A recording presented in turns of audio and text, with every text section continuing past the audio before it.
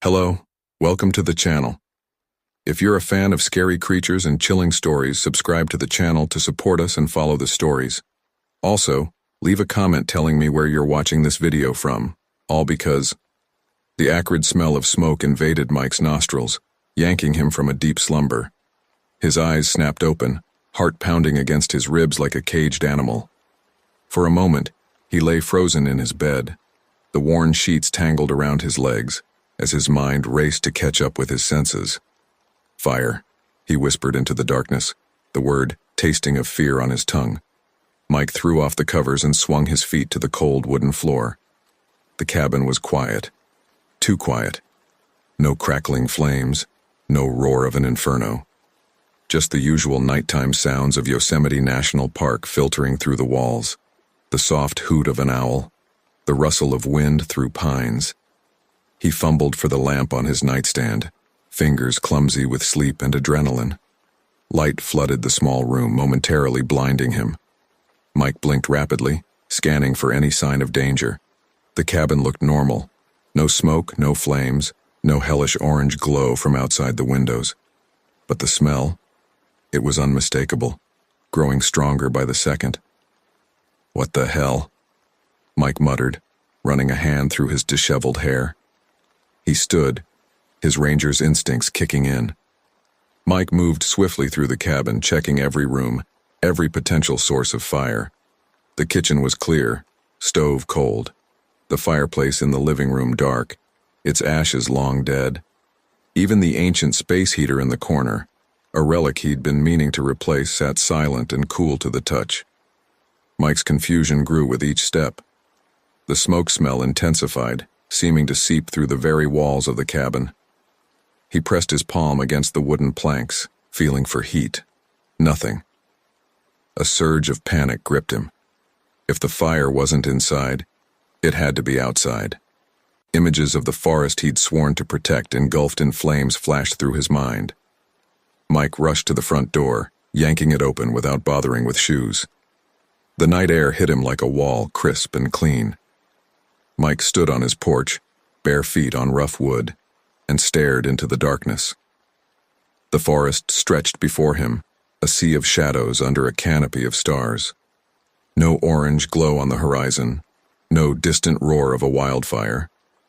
Just Yosemite at night, as peaceful as ever. Yet the smell of smoke lingered, stronger than ever. "I'm losing my mind," Mike said to the silent trees. "Or there's a fire out there somewhere playing hide and seek." He went back inside, this time to get dressed properly. As he laced up his boots, Mike's mind raced through possibilities. A campfire gone wrong, but he'd have seen the glow. An electrical fire in the park's infrastructure? Possible, but unlikely given the smell's intensity. Fully dressed now, Mike grabbed his radio. Protocol dictated he report any potential fire, no matter how uncertain. He keyed the mic. "Dispatch, this is Ranger Mike Holbrook, over."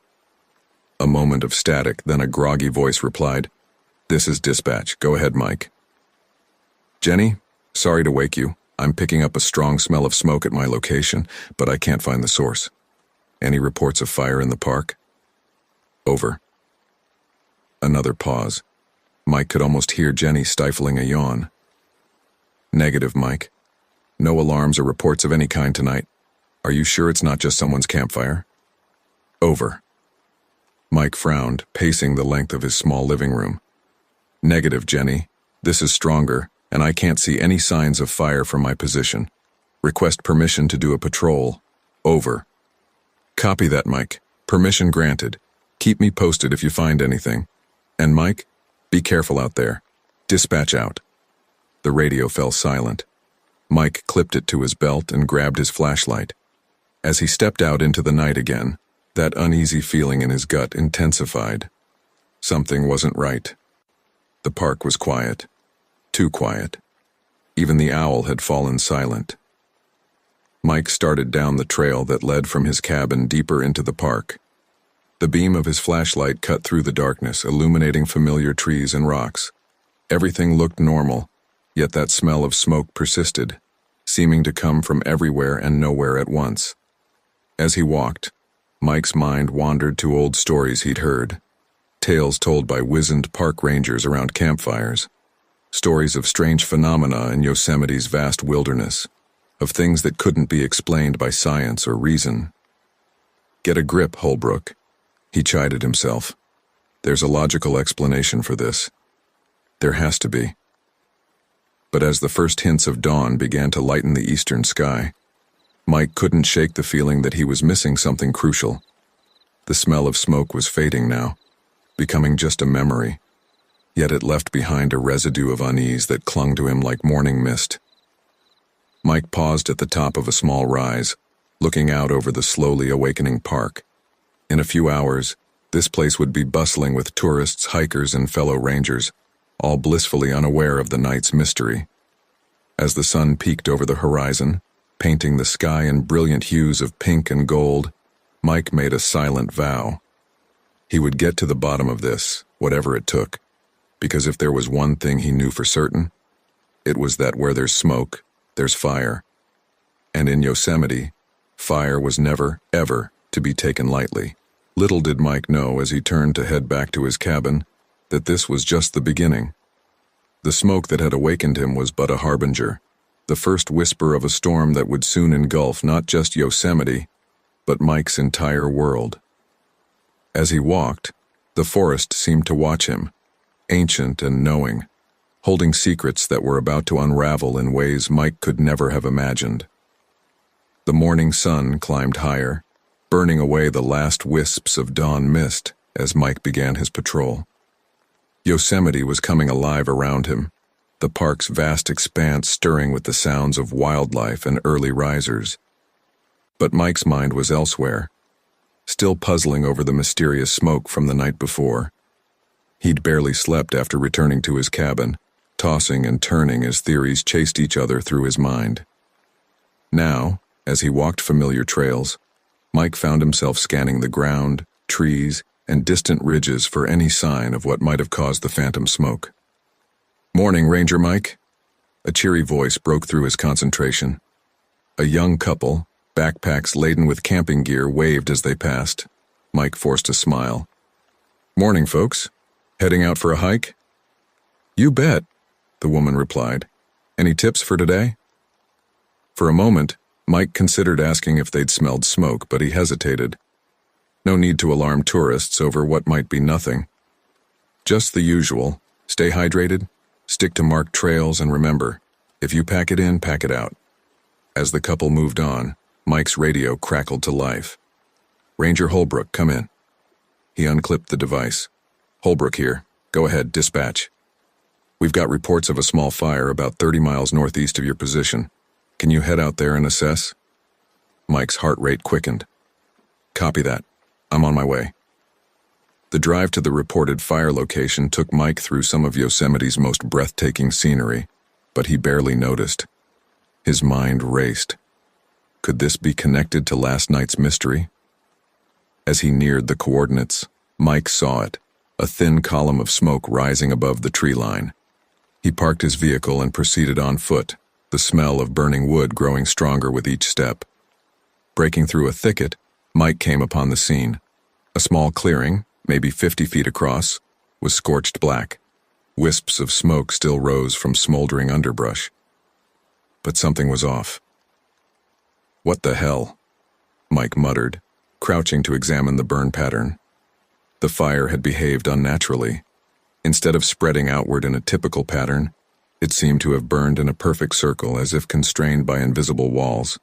At the circle's edge, the vegetation was untouched, creating a stark line between burnt and unburnt earth.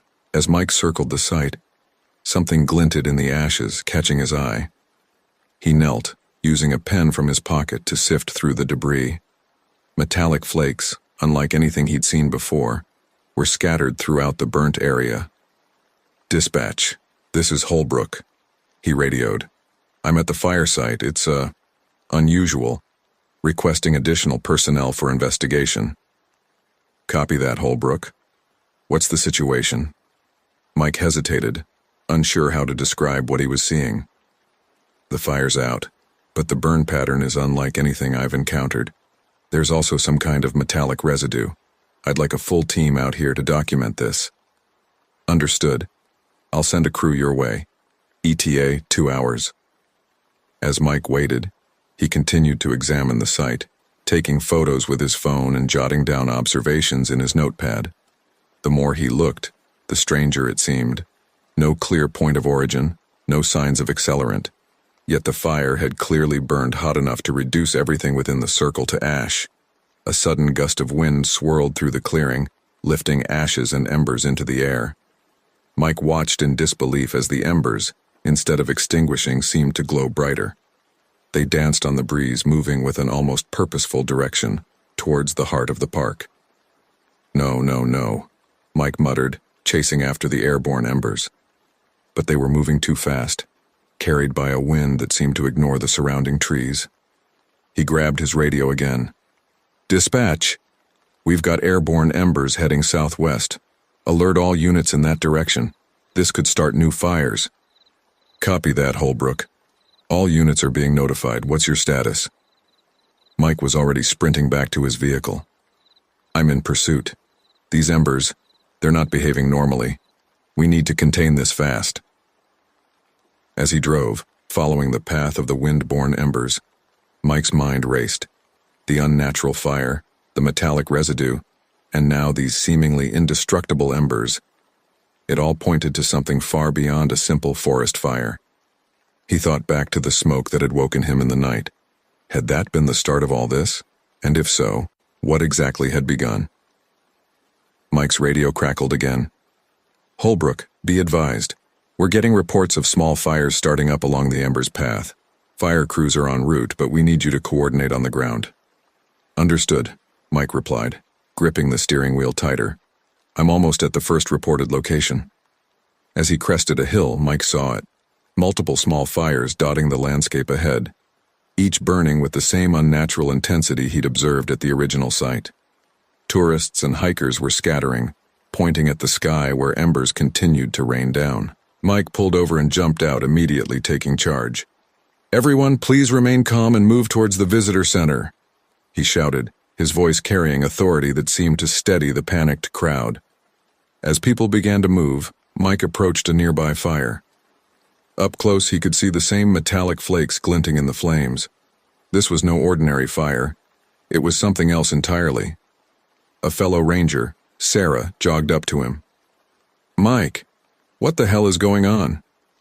Mike shook his head, eyes fixed on the burning patches of forest. I don't know, Sarah, but whatever it is, it's like nothing I've ever seen before. Sarah followed his gaze, her expression a mix of awe and fear. It's almost like the fire has a mind of its own. As if in response to her words, the flames before them suddenly leapt higher, taking on an almost humanoid shape for a brief, terrifying moment before collapsing back into formless fire. Mike and Sarah exchanged shocked looks. In that instant, they both knew. This was only the beginning of something much bigger, much stranger, and potentially much more dangerous than either of them could have imagined. As fire crews began to arrive and the sound of sirens filled the air, Mike steeled himself for what was to come. Whatever was happening in Yosemite, whatever force was behind these unnatural fires, he was determined to get to the bottom of it. The park, and perhaps much more, depended on it. Little did Mike know that his world was about to change forever, as the mystery of the smoke and fire was just the first piece of a puzzle that would challenge everything he thought he knew about the natural world, and his place in it. The sun was setting over Yosemite, painting the sky in hues of orange and purple, but Mike barely noticed the spectacle. His mind was racing as he sped back to park headquarters, the events of the day replaying in his head like a surreal movie. As he pulled into the parking lot, he saw a cluster of senior park officials gathered outside the main building. Their faces were grim, etched with worry lines that seemed to have deepened over the course of the day. Mike took a deep breath, steeling himself for what he knew would be a difficult conversation. Ranger Holbrook, called out Frank Jennings, the park's superintendent. We need a full report, now. Mike nodded, following the group into the building. They filed into the main conference room, a space usually reserved for planning seasonal events and coordinating large-scale operations.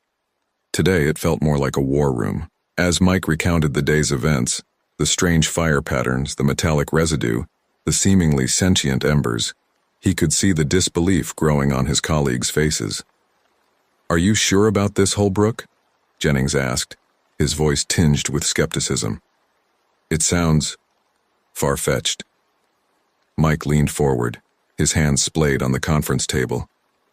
"I know how it sounds, sir, but I saw it with my own eyes. Something is very wrong in our park." "Even if what you're saying is true," interjected Linda Reeves, the head of park safety, "what do you expect us to do? We're already stretched thin with budget cuts, and now you want us to investigate some kind of, what, supernatural fire?" The room fell silent, tension thick in the air. Mike looked around at the faces of his colleagues, seeing a mix of doubt, fear, and resignation. He realized that he was alone in this, at least for now. Jennings sighed, rubbing his temples. "Look, Mike, we appreciate your diligence, but unless we have more concrete evidence, our hands are tied.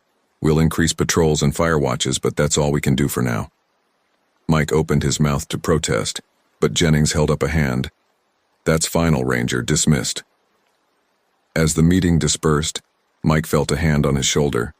It was Sarah, her eyes filled with concern. "You okay?" she asked softly. Mike shook his head. "No, I'm not. Sarah, you were there. You saw what I saw. How can they just ignore this?" Sarah glanced around, making sure they were alone. "I believe you, Mike, but you have to understand what we saw. It defies explanation. People tend to rationalize the inexplicable." "But I know," Sarah cut him off gently. "Look, why don't you get some rest? You've been going non-stop since last night. We can regroup tomorrow, figure out our next move." Mike nodded reluctantly. "Yeah, you're right. Thanks, Sarah." The drive back to his cabin was a blur. Mike's mind was still churning with theories and possibilities, each more outlandish than the last. As he pulled up to his small home, the familiar sight of the wooden structure brought a small measure of comfort. Inside, Mike went through the motions of his evening routine, barely tasting the quick meal he prepared. As he settled into bed, exhaustion finally catching up with him, he couldn't shake the feeling that this was just the beginning of something much bigger. Sleep, when it came, was fitful and filled with vivid dreams. Mike found himself running through a burning forest, the flames taking on impossible shapes, reaching for him with fiery tendrils. He could hear whispers in the crackling of the fire, words just on the edge of comprehension. Suddenly, Mike jolted awake, his heart pounding. The room was dark, but there was something different. A familiar scent tickled his nostrils, sending a chill down his spine. Smoke. Mike sat up, fully alert now. The smell was unmistakable, stronger than the night before. He jumped out of bed, grabbing his flashlight from the nightstand. "Not again," he muttered, moving swiftly through the cabin. Just like before, there was no sign of fire inside. Mike threw open the front door, the cool night air rushing in. The forest outside was quiet, no sign of the inferno from his dreams. But the smell of smoke persisted, seemingly stronger outside. Mike's eyes scanned the tree line, searching for any hint of flame or smoke. That's when he saw it. A shadow, darker than the surrounding night, moving between the trees. It was vaguely humanoid in shape, but something about its movement was off. "Hey," Mike called out, his voice echoing in the quiet night. "Who's there?" The figure paused for a moment, and Mike could have sworn he saw a faint orange glow emanating from where its eyes should be. Then, in a blink, it was gone, melting into the shadows of the forest. Mike stood frozen on his porch, trying to process what he'd just seen. Was it real, or a hallucination brought on by stress and lack of sleep? The smell of smoke was fading now, leaving him once again questioning his senses. As the adrenaline wore off, Mike became aware of the chill night air on his skin. He retreated back into the cabin, locking the door behind him. Sleep, he knew, would be impossible now. Mike settled into his small living room, pulling out his laptop. If the park officials wouldn't take this seriously, he'd have to do his own research. He began searching for any similar incidents, any reports of strange fires or smoke without apparent cause. Hours passed as Mike fell down a rabbit hole of conspiracy theories, folklore, and scientific papers. Most of it was useless, but a few threads seemed to connect to what he'd experienced. References to fire spirits in Native American legends, obscure reports of fires with unusual properties in national parks across the country. As the first light of dawn began to filter through the windows, Mike sat back, rubbing his tired eyes. He had more questions than answers, but one thing was becoming clear. Whatever was happening in Yosemite, it wasn't an isolated incident. A soft ping from his laptop drew his attention. A new email had arrived, from an address he didn't recognize. The subject line made his blood run cold. "Stop digging, Ranger Holbrook, for your own good." Mike stared at the screen, a mix of fear and determination settling in his gut. Someone, or something, knew what he was doing. And they wanted him to stop, but Mike knew he couldn't. Whatever the cost, whatever the danger, he had to uncover the truth behind the unseen threat that was stalking Yosemite. As he closed his laptop and prepared for another day, Mike made a silent vow. He would solve this mystery no matter where it led him. Little did he know the path ahead would challenge everything he thought he knew about the world and his place in it. The morning sun had barely crested the mountains when Mike found himself in the ranger station's break room, nursing his third cup of coffee. Dark circles under his eyes betrayed his sleepless night, but his gaze was sharp, focused on the door. Sarah walked in, her eyebrows rising at the sight of him. "Mike, you look like you've been here all night." He gestured for her to close the door. "Sarah, we need to talk. Something happened last night, and I don't know who else I can trust." Concern flashed across her face as she sat down across from him. "What's going on?" Mike leaned in, lowering his voice. "The smoke, it came back last night, and this time, I saw something in the woods. Something that shouldn't exist." He recounted the events of the night, including the mysterious email. Sarah listened intently, her expression growing more serious with each word. "Mike, I don't even know what to say. Have you told anyone else?" He shook his head. "No, just you. After yesterday's meeting, I don't think the higher-ups would believe me anyway." Sarah bit her lip, thinking. "Okay, here's what we'll do. I've got access to the park's historical records. Maybe there's something there that can shed some light on this. You keep digging into current events, see if there are any patterns we're missing." Mike nodded, grateful for her support. "Thanks, Sarah. I was beginning to think I was losing my mind." "Hey," she said, reaching across to squeeze his hand. "We're in this together now. Whatever's going on, we'll figure it out." As Sarah left to start her research, Mike headed out for his daily patrol. The park was bustling with tourists, oblivious to the strange occurrences of the past few days. He found himself studying each face, wondering if any of them might be connected to the email he'd received. Midway through his route, Mike's radio crackled to life. "Ranger Holbrook, come in." "Holbrook here, go ahead." "We've got a situation at Bridal Veil Fall. Some hikers are reporting unusual activity. Can you check it out?" Mike's pulse quickened. "On my way." When he arrived at the base of the falls, a small crowd had gathered. An elderly man, his weathered face creased with concern, approached Mike as soon as he parked. "Ranger, thank goodness you're here. You've got to see this. It ain't natural." Mike followed the man to the edge of the viewing area. At first, everything looked normal, the majestic falls tumbling down the cliff face as they had for millennia. But then he saw it. Near the base of the falls, the water seemed to be burning. "What the hell?" Mike muttered, pulling out his binoculars for a closer look. Sure enough, flames danced on the surface of the pool at the bottom of the falls, steam rising in unnatural patterns.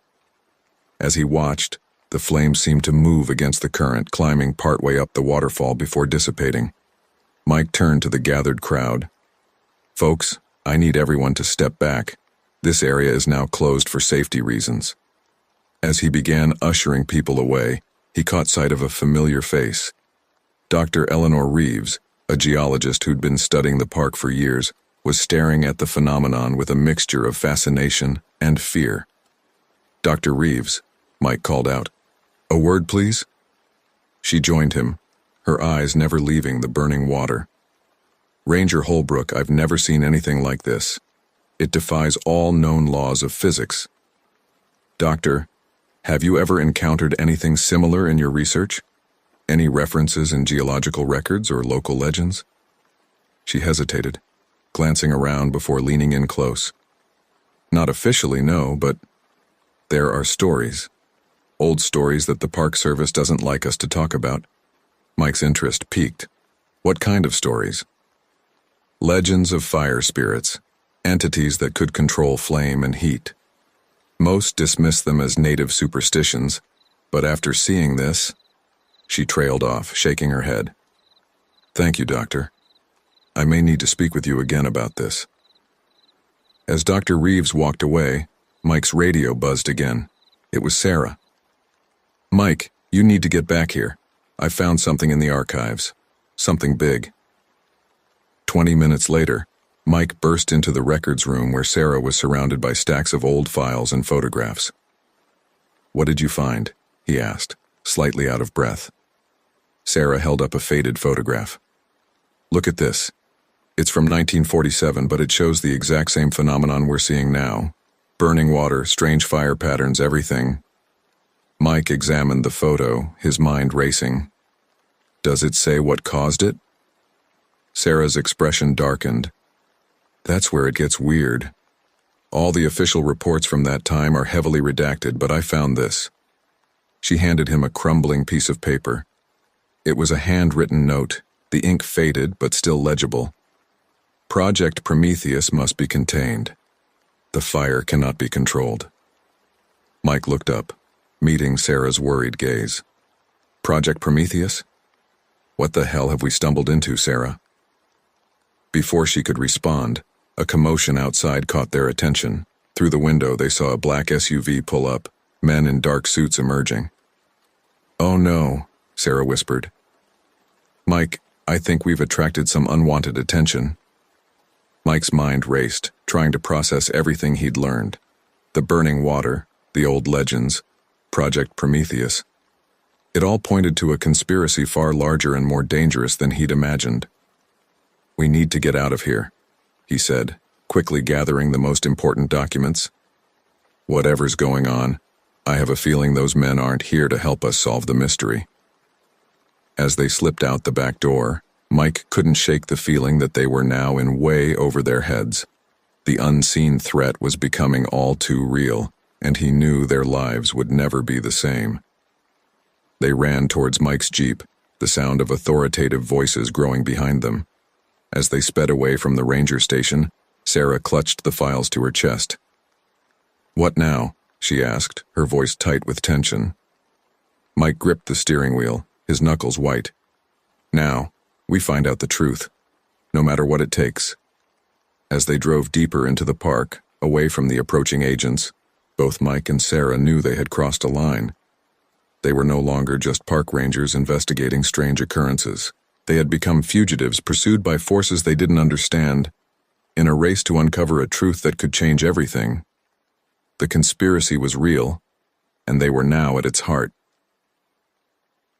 The sun had barely risen over Yosemite's towering cliffs when a sleek black helicopter touched down in a clearing near the ranger station. As its rotors slowed, a tall figure emerged, his dark suit a stark contrast to the natural beauty surrounding him.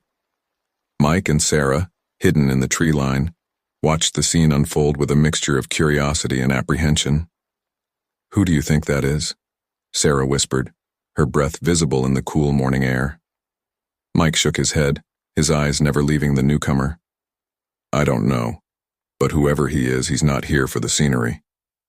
The man strode purposefully towards the cluster of park officials who had gathered to meet him. Even from a distance, Mike could see the air of authority that surrounded him. "We need to get closer," Mike murmured. "Come on." Carefully, they crept through the underbrush, positioning themselves within earshot of the group. The stranger's deep, authoritative voice carried clearly through the still morning air. Ladies and gentlemen, I'm Dr. Ash. I've been sent by the Department of Interior to investigate the recent anomalies in your park.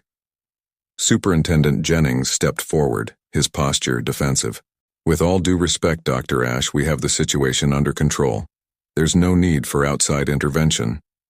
Dr. Ash's laugh was cold, devoid of humor. Under control?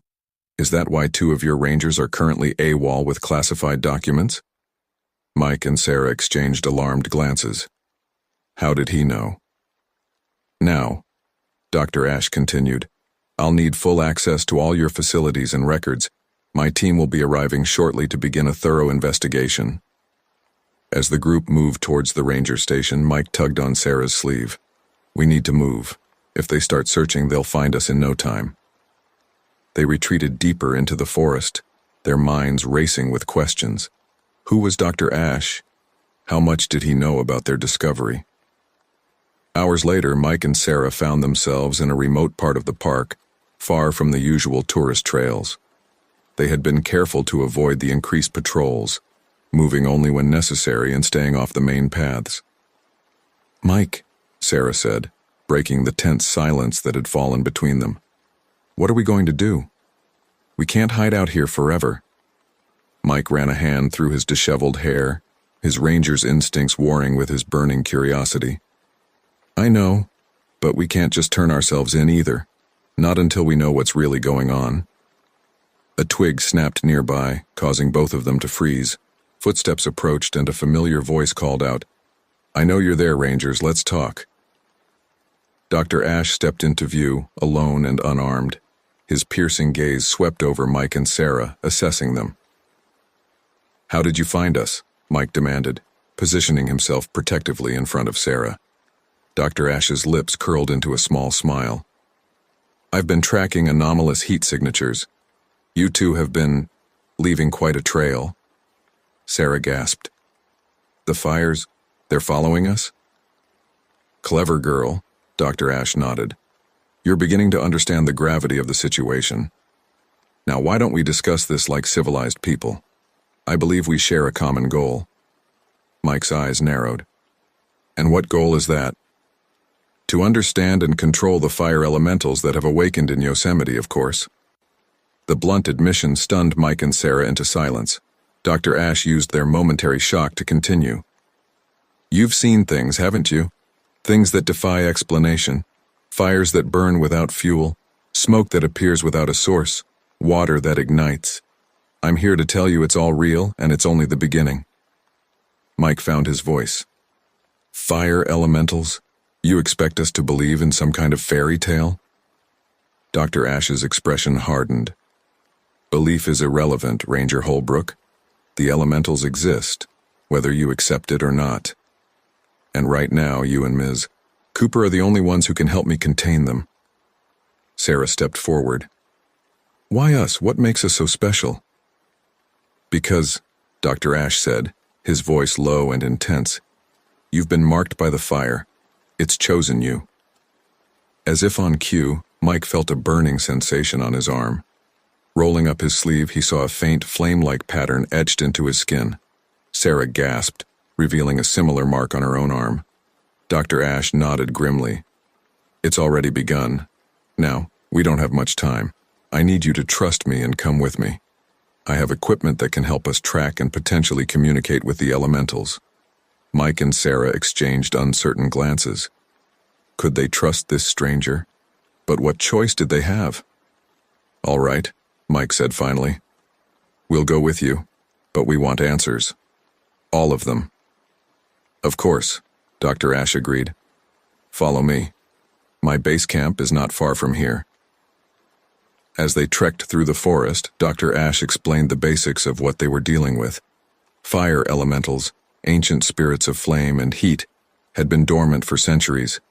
Something had awakened them, and now they were growing stronger, more active. Project Prometheus, Sarah interjected. That's what this is about, isn't it? Dr. Ash's step faltered for a moment. You are well informed, Ms. Cooper. Yes, Project Prometheus was an attempt to harness the power of the elementals. It did not go as planned. They emerged into a small clearing where a high-tech camp had been set up.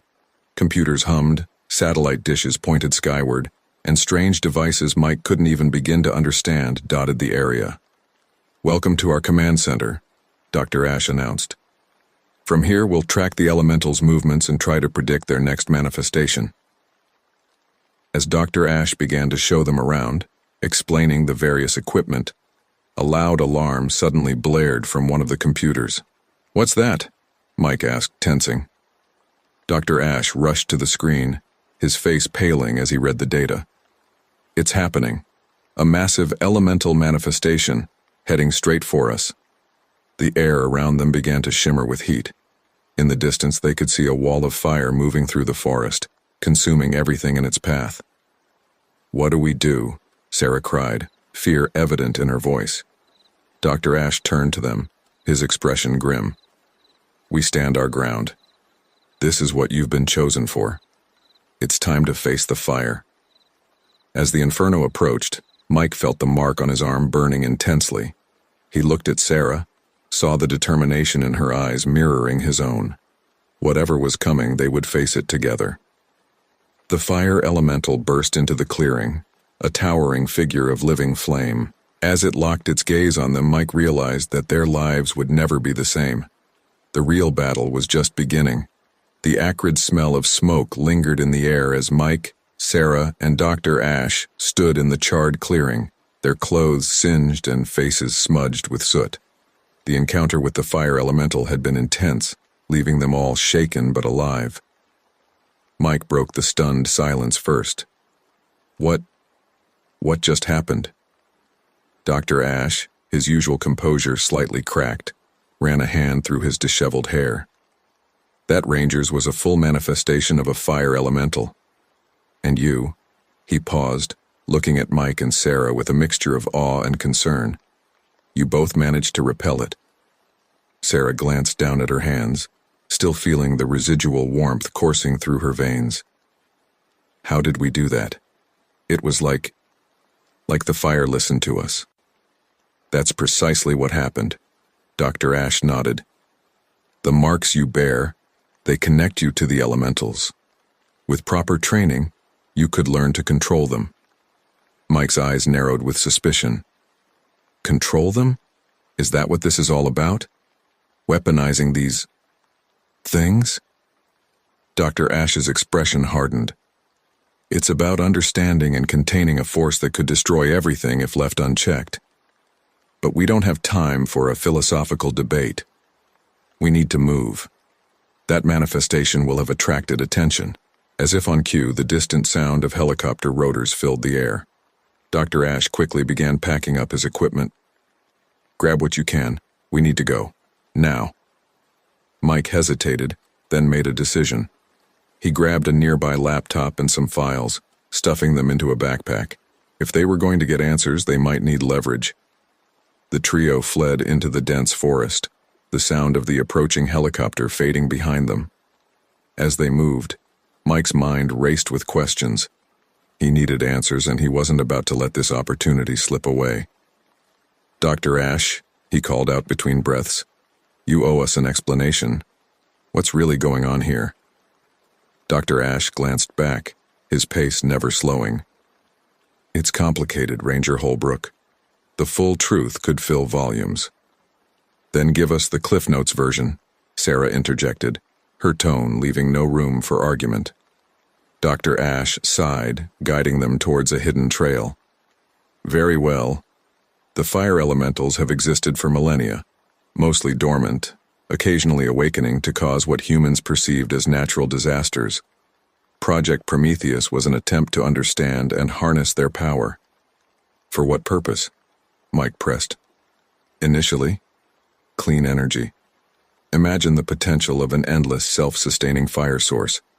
But as often happens, there were those who saw other applications." Sarah's eyes widened with realization. Weapons, they wanted to use the elementals as weapons. Dr. Ash nodded grimly. "Precisely. But the elementals couldn't be controlled, not fully. The project was shut down, or so we thought." They emerged from the forest near a swift-flowing river. Dr. Ash led them to a concealed cave entrance hidden behind a waterfall. Once inside, he continued his explanation. Recently, there have been signs of renewed elemental activity. Someone has restarted the project, and they're pushing the boundaries further than ever before. Mike set down the backpack, pulling out the laptop he'd grabbed. And that's where we come in? Because of these marks? Dr. Ash nodded, his expression serious. You and Sarah are the first humans in recorded history to successfully repel an elemental. You're the key to understanding them, and possibly to stopping whoever is behind this. Sarah, who had been examining the cave walls, suddenly called out, "Mike, look at this." On the rock face, barely visible in the dim light, were ancient petroglyphs. The crude drawings depicted human figures surrounded by flames, their arms outstretched in what looked like control or supplication. "It's us," Mike whispered, tracing the images with his fingers. "This has happened before." Dr. Ash approached, his eyes widening at the sight. "Extraordinary. This could change everything we thought we knew about human elemental interactions." As they studied the drawings, a faint beeping sound emanated from the backpack. Mike pulled out the laptop, opening it to find a flashing alert on the screen. "Dr. Ash," he called, "what is this? It looks like some kind of data feed." The doctor rushed over, his face paling as he read the screen.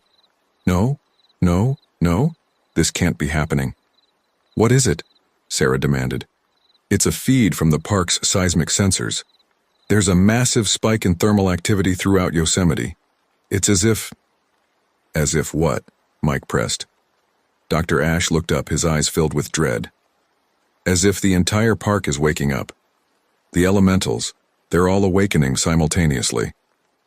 The gravity of the situation settled over them like a heavy blanket. Mike and Sarah exchanged glances, realizing that their world had irrevocably changed. "What do we do now?" Sarah asked, her voice barely above a whisper. Dr. Ash straightened up, a look of determination replacing his fear. "We fight. We use what we've learned, what you two can do, to stop this before it's too late." Mike nodded, a surge of resolve flowing through him. "All right, but no more secrets, Dr. Ash. From now on, we're in this together. Full disclosure." "Agreed," Dr. Ash said, extending his hand. "Partners?" Mike and Sarah looked at each other, then back at Dr. Ash. They shook his hand in turn, sealing their alliance. As they began to plan their next move, the ground beneath them trembled slightly, a reminder of the awakening force that threatened not just Yosemite, but potentially the entire world. Mike looked at the ancient drawings on the wall one last time before turning to his new allies. "Let's do this. It's time to uncover the full truth and face whatever comes next." Little did they know, the path ahead would test not only their newfound abilities, but also their trust in each other and in themselves. The hidden truth was slowly unraveling, and with it, the fate of Yosemite, and perhaps the world, hung in the balance. The pre-dawn air was crisp and heavy with tension as Mike, Sarah, and Dr. Ash emerged from their hidden cave. The park was eerily quiet, as if holding its breath in anticipation of the chaos to come. "We need to warn people," Mike said, his ranger instincts kicking in. "If what you're saying is true, Dr. Ash, the entire park is in danger." Dr. Ash shook his head, his expression grim. "A mass evacuation would cause panic and potentially trigger the elementals. We need to be strategic about this."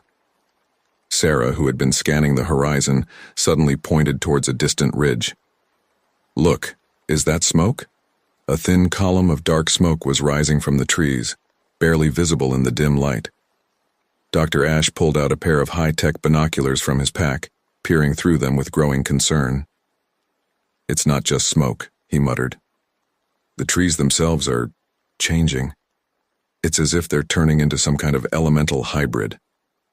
Mike's hand unconsciously went to the mark on his arm, feeling it pulse with warmth. "We can't just stand here. We have to do something."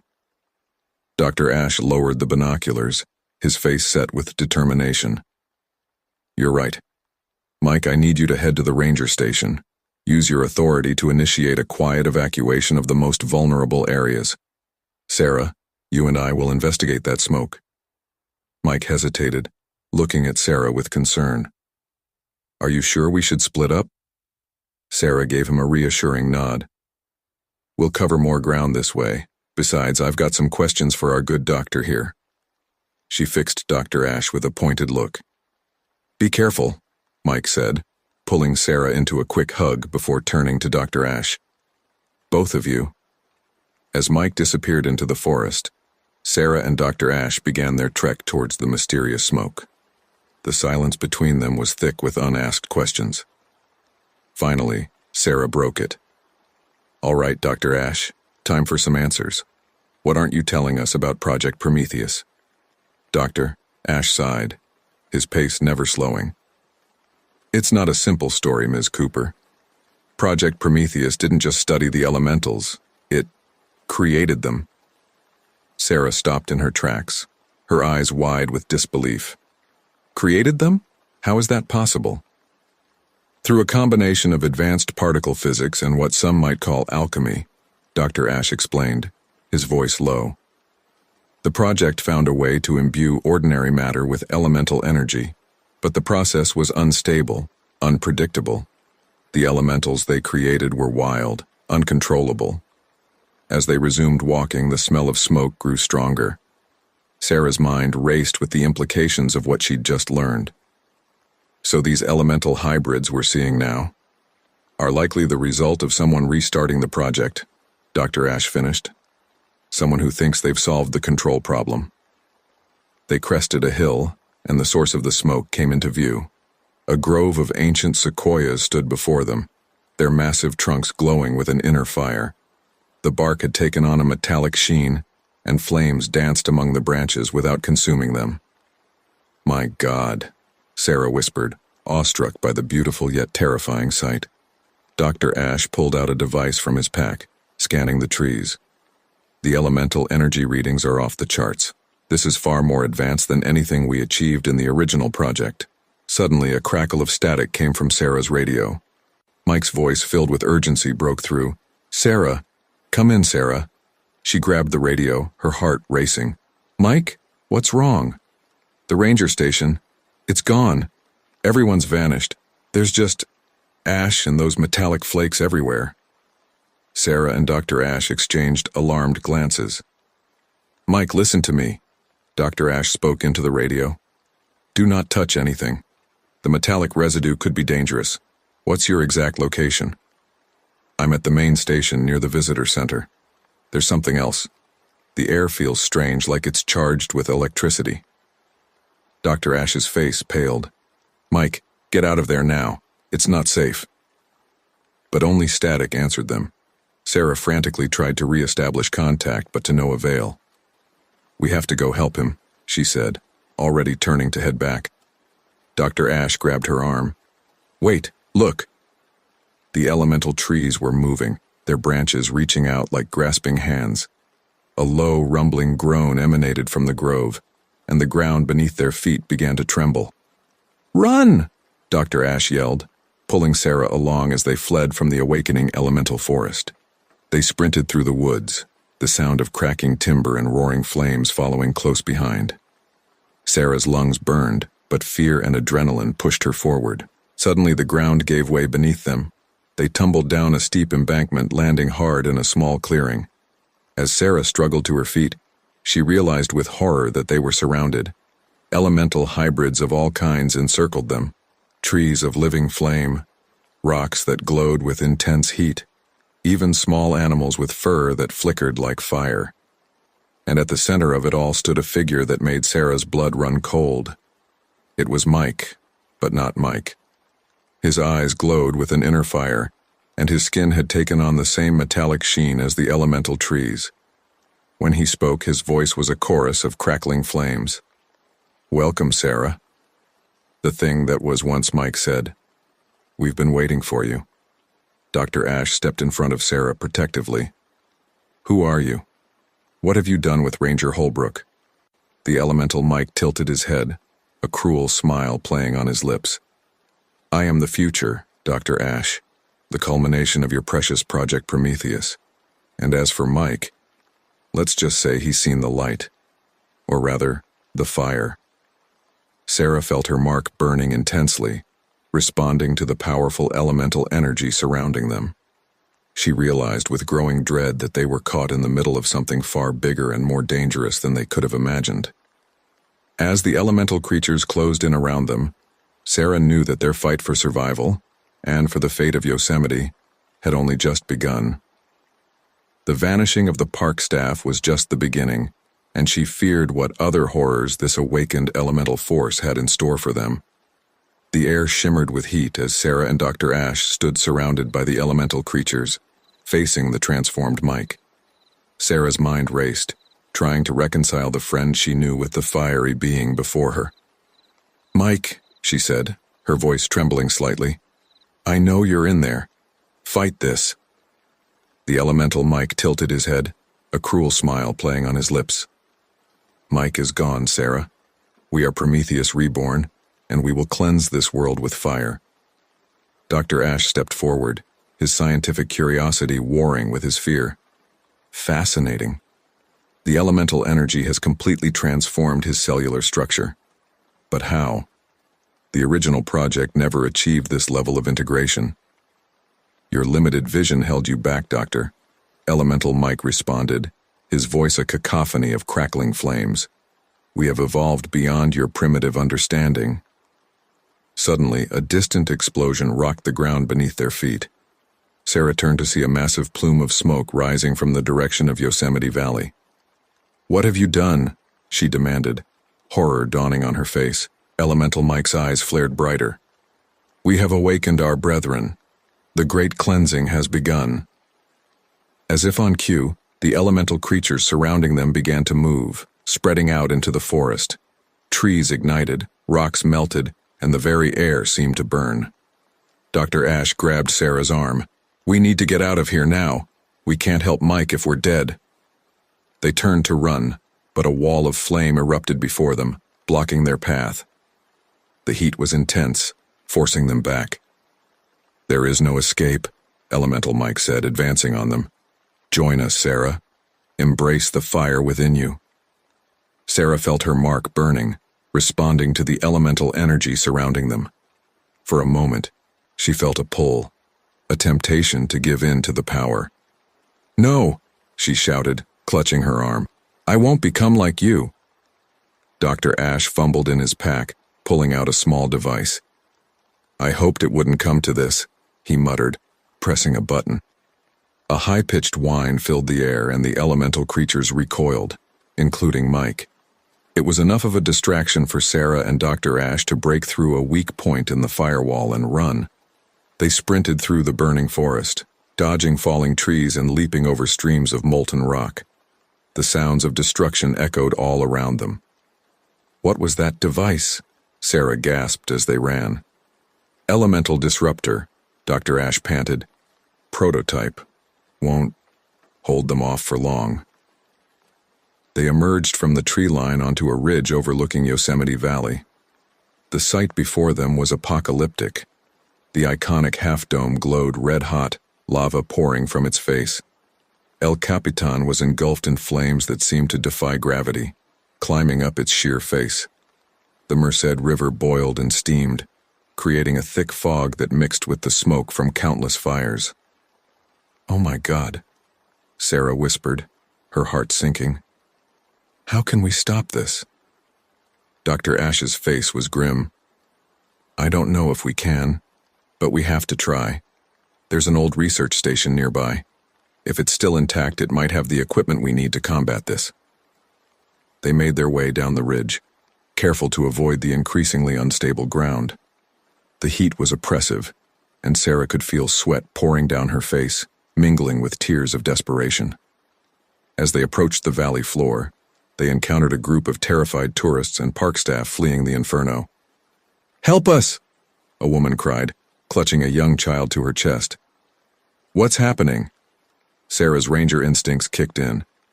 "Head for the park exit," she instructed, pointing the way. "Stay together and avoid any flames or smoke. There should be emergency services setting up outside the park boundaries." As the group hurried away, Dr. Ash turned to Sarah. We can't save everyone. We need to focus on stopping this at its source. Sarah nodded reluctantly, her heart heavy. They pressed on, finally reaching the old research station. It was a nondescript building, partially hidden by the landscape. Remarkably, it seemed untouched by the chaos around it. Dr. Ash quickly typed a code into a hidden panel, and a door slid open. They rushed inside, sealing the entrance behind them. The interior was a stark contrast to the hell outside. Clean, sterile, and humming with advanced technology, it looked like something out of a sci-fi movie. What is this place? Sarah asked, looking around in awe. Dr. Ash moved quickly to a central console, his fingers flying over the controls. It's where Project Prometheus began, and hopefully where we can end it. Screens came to life, displaying data streams and video feeds from around the park. Sarah watched in horror as the elemental transformation spread, consuming more of Yosemite with each passing moment. How do we stop it?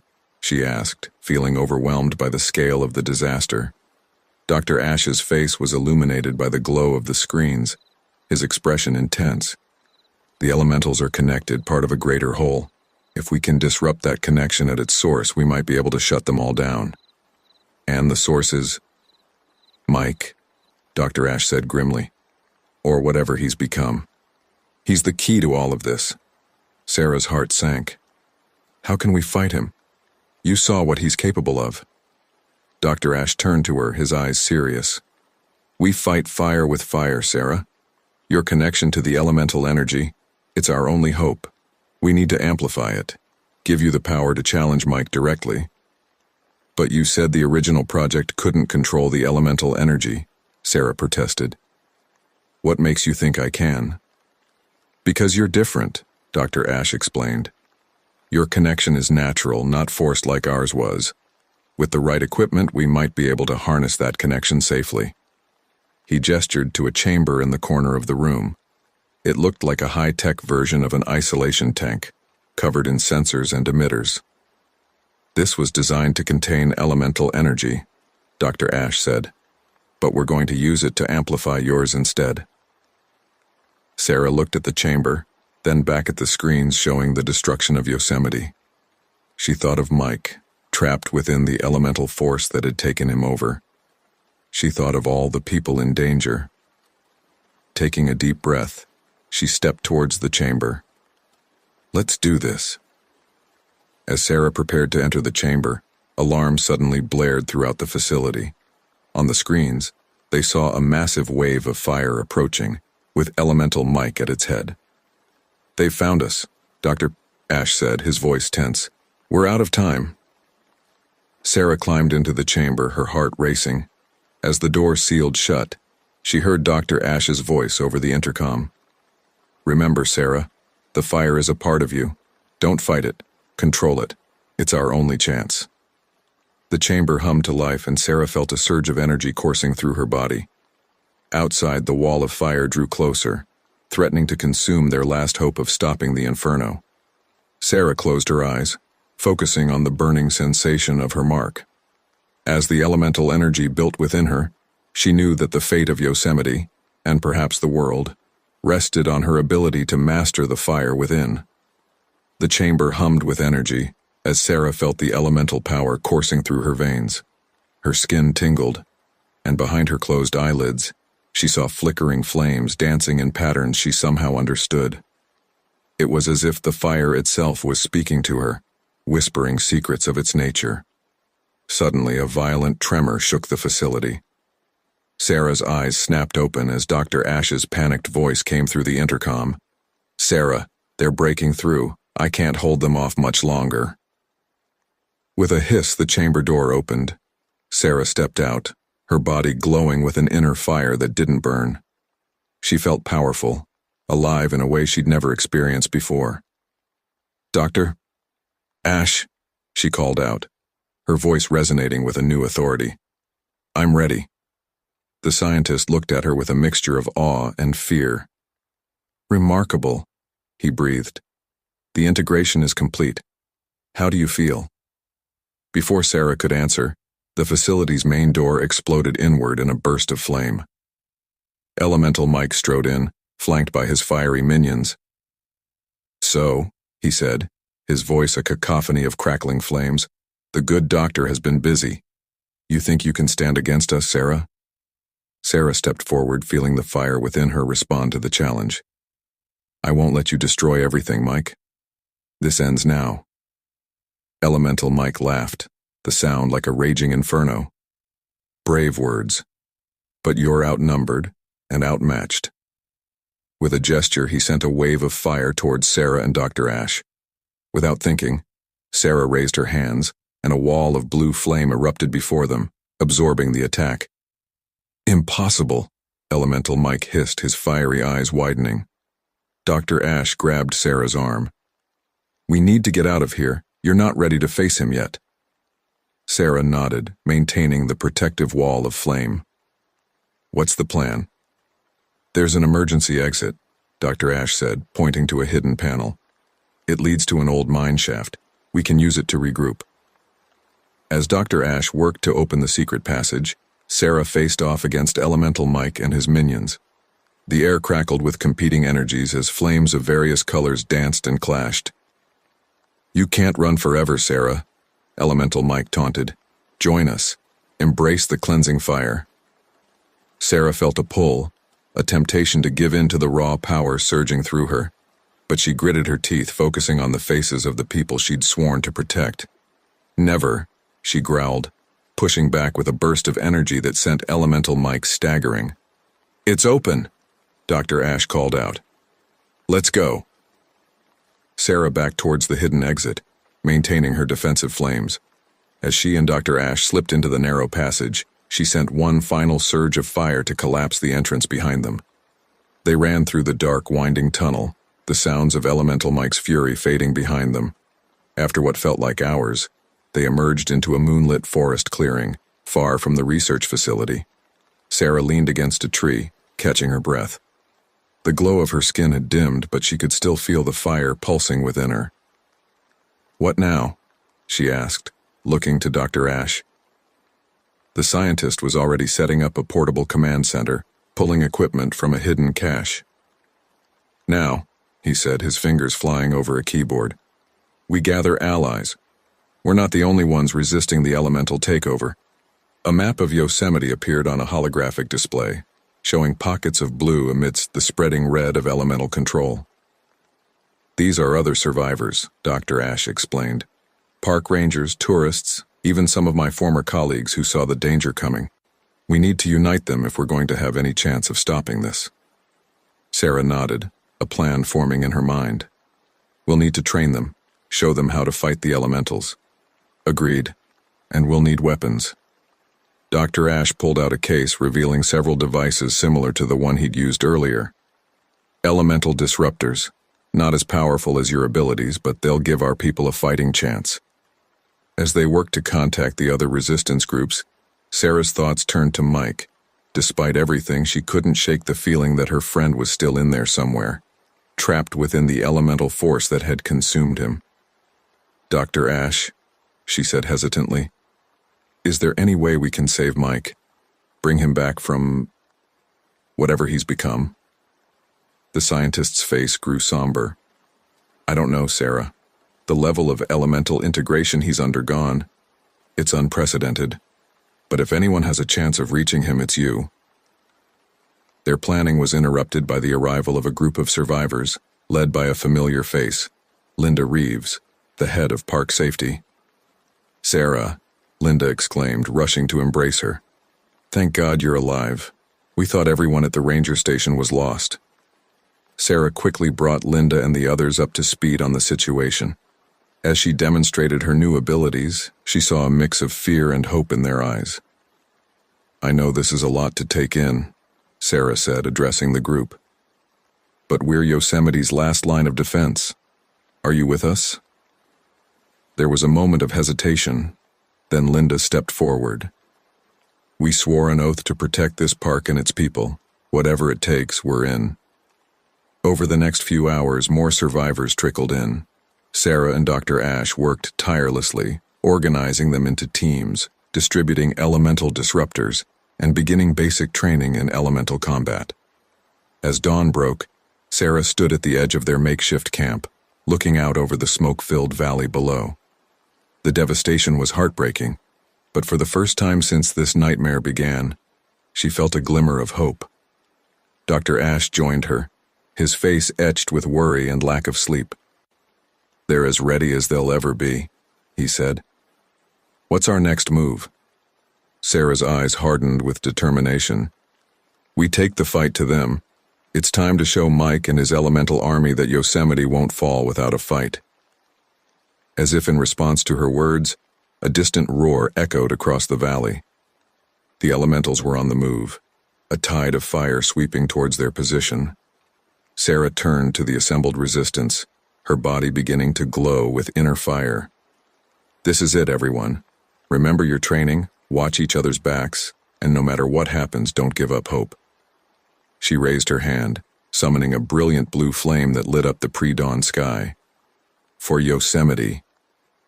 The cry was taken up by the resistance fighters, a defiant shout against the encroaching inferno. As they prepared to meet the elemental onslaught, Sarah silently vowed to find a way to save Mike and end this nightmare once and for all. The battle for Yosemite was about to begin, and the fate of the park, and perhaps the world, hung in the balance. The clash of elemental forces lit up the pre-dawn sky over Yosemite Valley. Sarah stood at the forefront of the resistance, her hands wreathed in blue flame as she deflected attack after fiery attack from the advancing elemental army. "Hold the line!" she shouted, her voice carrying over the roar of battle. "Don't let them break through." Beside her, Linda Reeves fired her elemental disruptor, causing a cluster of flame creatures to dissipate. "Sarah, we can't keep this up forever. We need a new plan." Dr. Ash's voice crackled over their comm units. "I'm working on it. If I can just isolate the frequency of the elemental network, we might be able to disrupt their coordination." Sarah gritted her teeth, pushing back a wave of fire with a burst of her own energy. The strain was beginning to show. Sweat poured down her face and her limbs trembled with exertion. Suddenly, a familiar figure emerged from the ranks of the elemental army. Elemental Mike, his body a swirling vortex of flame and smoke, locked eyes with Sarah. "Enough of this futile resistance," his voice boomed across the battlefield. "Sarah, I'm offering you one last chance. Join us, or watch everything you love burn to ash." For a moment, the fighting seemed to pause, all eyes turning to Sarah. She felt the weight of their expectations, their hopes, pressing down on her. "Never," she declared, her voice firm despite her exhaustion. "We'll never stop fighting for Yosemite, Mike, and I'll never stop fighting for you." With a roar of fury, Elemental Mike launched himself at Sarah. The two collided in a spectacular explosion of competing energies, blue and orange flames intertwining in a deadly dance. As Sarah and Mike battled, the resistance fighters redoubled their efforts, emboldened by their leader's courage. But for every elemental they dispatched, two more seemed to take its place. Hours passed, and the toll of continuous combat began to wear on the defenders. Sarah's movement slowed, her reactions dulled by fatigue. In a moment of distraction, Elemental Mike landed a devastating blow, sending her crashing to the ground. "Sarah!" Linda cried out, rushing to her side. Elemental Mike loomed over them, his fiery form pulsing with malevolent energy. "It's over, Sarah. You've lost." Just as he raised his hand to deliver the final strike, a high-pitched whine filled the air. The elementals recoiled, their forms flickering and destabilizing. Dr. Ash's triumphant voice came over the comm. "I've done it! The disruptor field is active!" The tide of battle turned instantly. The resistance fighters pressed their advantage, pushing back the weakened elemental forces. Even Elemental Mike seemed affected, his flames dimming as he retreated. As the last of the elementals disappeared into the smoldering landscape, a cheer went up from the resistance. They had won the day, against all odds. Sarah struggled to her feet, leaning heavily on Linda for support. "Dr. Ash," she panted into her comm, "that was amazing timing. Where are you?" There was a moment of static. Then Dr. Ash's voice came through, sounding strained. I'm in the old bunker beneath El Capitan. Sarah, you need to get here quickly. There's something you need to see. Concern etched on her face. Sarah turned to Linda. Can you handle things here? Linda nodded. Go. We'll secure the area and tend to the wounded. Using the last reserves of her strength, Sarah made her way to the hidden bunker. As she descended into the underground facility, a sense of unease grew in the pit of her stomach. She found Dr. Ash in a circular room dominated by a massive computer array. The scientist was hunched over a console, his face illuminated by flickering screens. Dr. Ash? Sarah called out. What's going on? What did you need to show me? He turned to face her, and Sarah gasped. Dr. Ash's eyes glowed with an inner fire, and his skin had taken on a faint metallic sheen. I'm sorry, Sarah, he said, his voice overlaid with a familiar crackling. I tried to fight it, but the call of the fire, it's too strong. Sarah took a step back, her hands instinctively flaring with defensive flame. You're one of them? How long? Dr. Ash, or the thing that had been Dr. Ash, smiled sadly. Since the beginning. I was the one who restarted Project Prometheus. I thought I could control it, use it to save the world from itself. But I underestimated the power of the elemental force. All this time, Sarah whispered, feeling betrayed and foolish. You've been manipulating us, haven't you? He nodded. I needed you, Sarah. Your natural connection to the elemental energy. It's the key to perfecting the transformation. With your power, we can remake the world in fire's image. Sarah's mind raced, reassessing everything she thought she knew. And Mike? Was his transformation part of your plan, too? A necessary step, Dr. Ash admitted. He was always meant to be the catalyst, to awaken your true potential. Anger flared within Sarah, her flames burning hotter. You used us. You've destroyed Yosemite, endangered countless lives, all for your insane experiment. Dr. Ash spread his arms wide, his form beginning to shimmer with heat. Don't you see, Sarah? This is evolution, the next step for humanity. Join us, and together we can usher in a new age of fire and rebirth. For a moment, Sarah felt the pull of the elemental energy, the temptation to give in to its raw power. But then she thought of the people she'd sworn to protect, of Mike trapped within his fiery prison, of Yosemite's natural beauty, turned to ash. No, she said, her voice firm and cold as steel. This ends now. With a gesture, she sealed the room's exits with walls of blue flame. Dr. Ash's expression shifted from persuasive to desperate. Sarah, please. You don't understand what you're doing. I understand perfectly, she replied, her eyes blazing with determination. You're not the only one who's learned to control this power. She began to draw on the elemental energy around her, pulling it away from Dr. Ash and the computer systems. The scientist's form flickered, his connection to the elemental network weakening. Stop, he cried out. You'll destroy everything we've worked for. Sarah continued, sweat beading on her brow as she strained against the immense power. No, Dr. Ash, I'm saving everything you almost destroyed. With a final monumental effort, Sarah channeled all the gathered energy into the bunker's systems. Alarms blared as the computers overloaded, sparks flying from every console. Dr. Ash fell to his knees, the fiery glow fading from his eyes. What have you done? He gasped. I've shut it down, Sarah said, her voice heavy with exhaustion and the weight of her actions. All of it, the elemental network, Project Prometheus, everything. As if to confirm her words, a tremor shook the bunker. On the few screens still functioning, Sarah saw the elemental forces across Yosemite flickering and fading. She turned back to Dr. Ash, who looked suddenly old and very human. It's over. You've lost. As Sarah moved to restrain him, a realization struck her. If shutting down the network had affected all the elementals, then that meant... Mike, she whispered, hope and fear warring in her heart. Without another word to Dr. Ash, Sarah raced out of the bunker, praying that she hadn't just saved Yosemite at the cost of her friend's life. The battle was won, but the war was far from over. As Sarah emerged into the smoke-filled air of Yosemite Valley, she knew that the hardest part of her journey still lay ahead. Sarah burst out of the bunker, her lungs burning as she gulped in the smoke-filled air of Yosemite Valley. The world around her was a scene of chaos and destruction, but her mind was focused on one thing: finding Mike. "Mike!" she called out, her voice hoarse from exhaustion and smoke. "Mike, where are you?"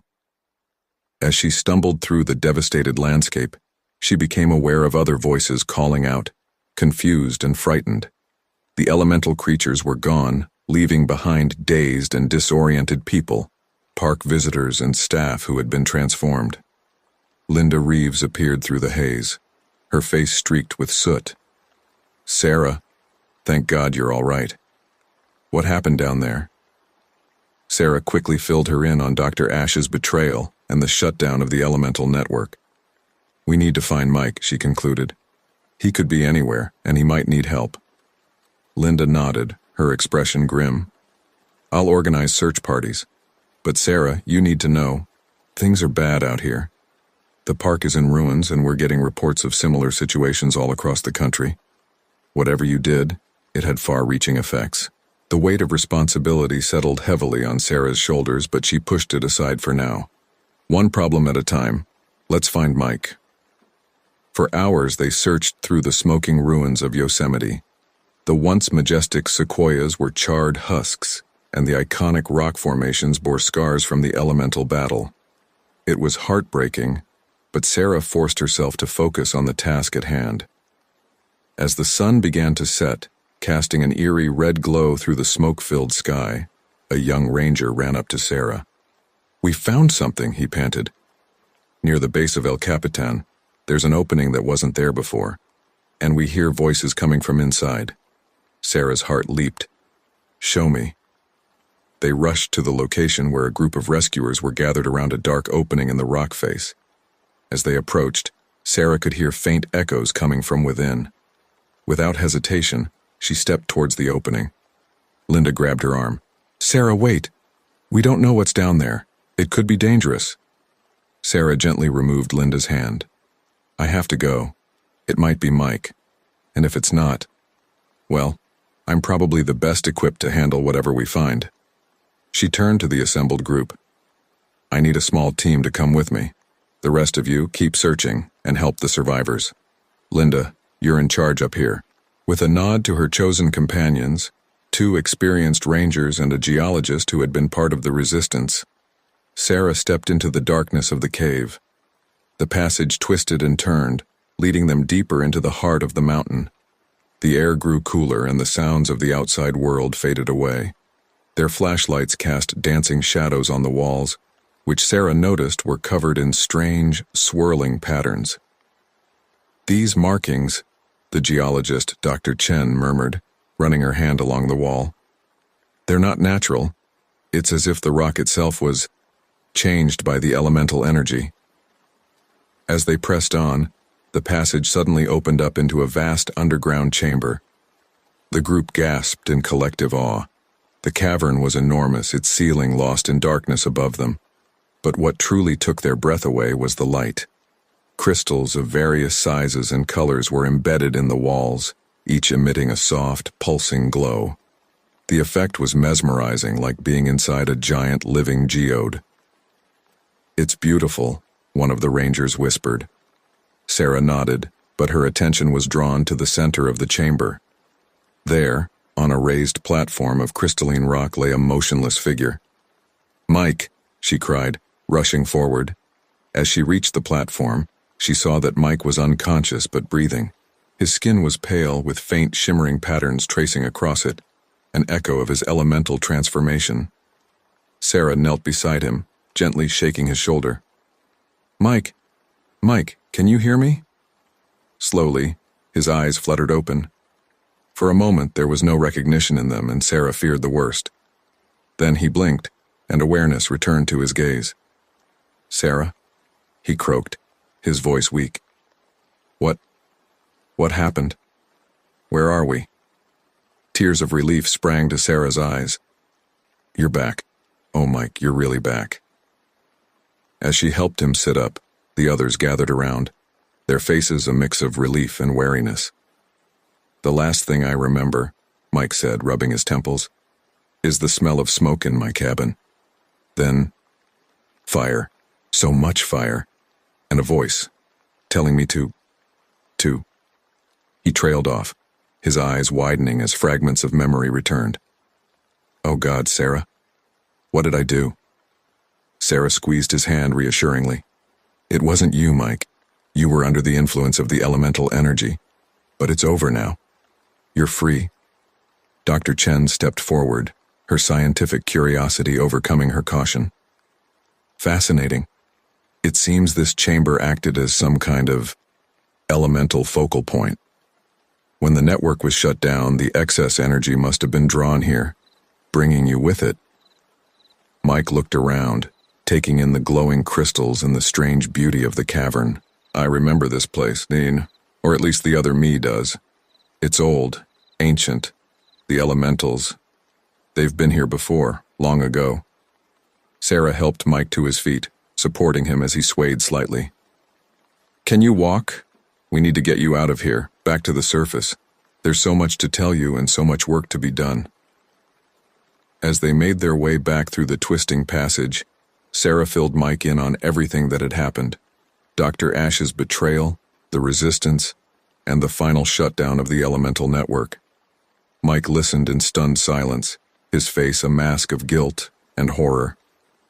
All those people, all that destruction, and I was part of it. Sarah stopped, turning to face him. Listen to me, Mike, it wasn't your fault. You were as much a victim in this as anyone. What matters now is what we do next. They emerged from the cave into a world forever changed. The sun had set, and the night sky was visible for the first time in days, the stars peeking through gaps in the dissipating smoke. Linda rushed over, relief evident on her face. You found him. Mike, it's good to have you back.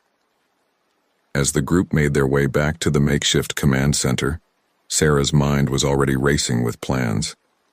The elemental threat might be over, but the work of rebuilding, both Yosemite and the lives affected by this catastrophe, was just beginning.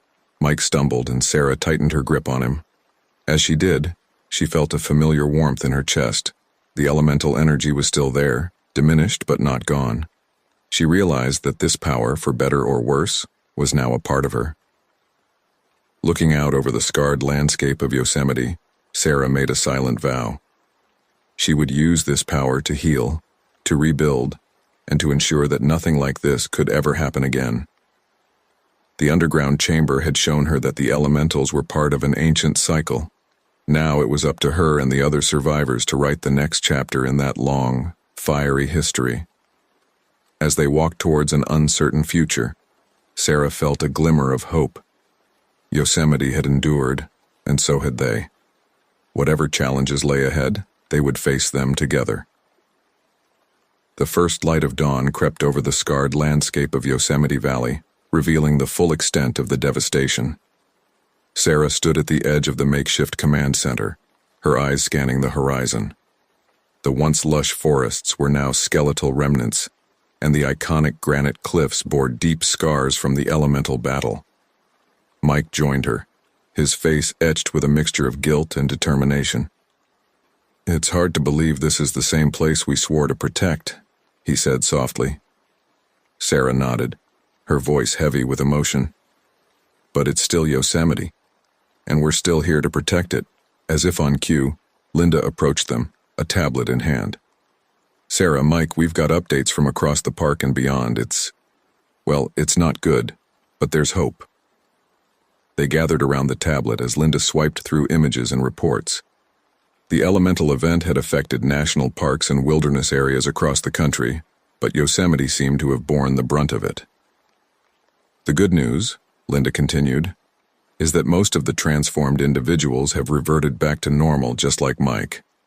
The bad news is the scale of the destruction and the number of people still unaccounted for. Sarah squared her shoulders.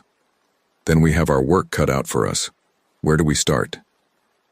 Before Linda could answer, a commotion near the medical tent caught their attention.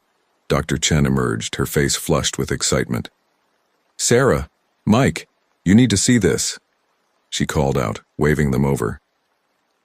They rushed to the tent, where several cots were occupied by former elementals still recovering from their ordeal.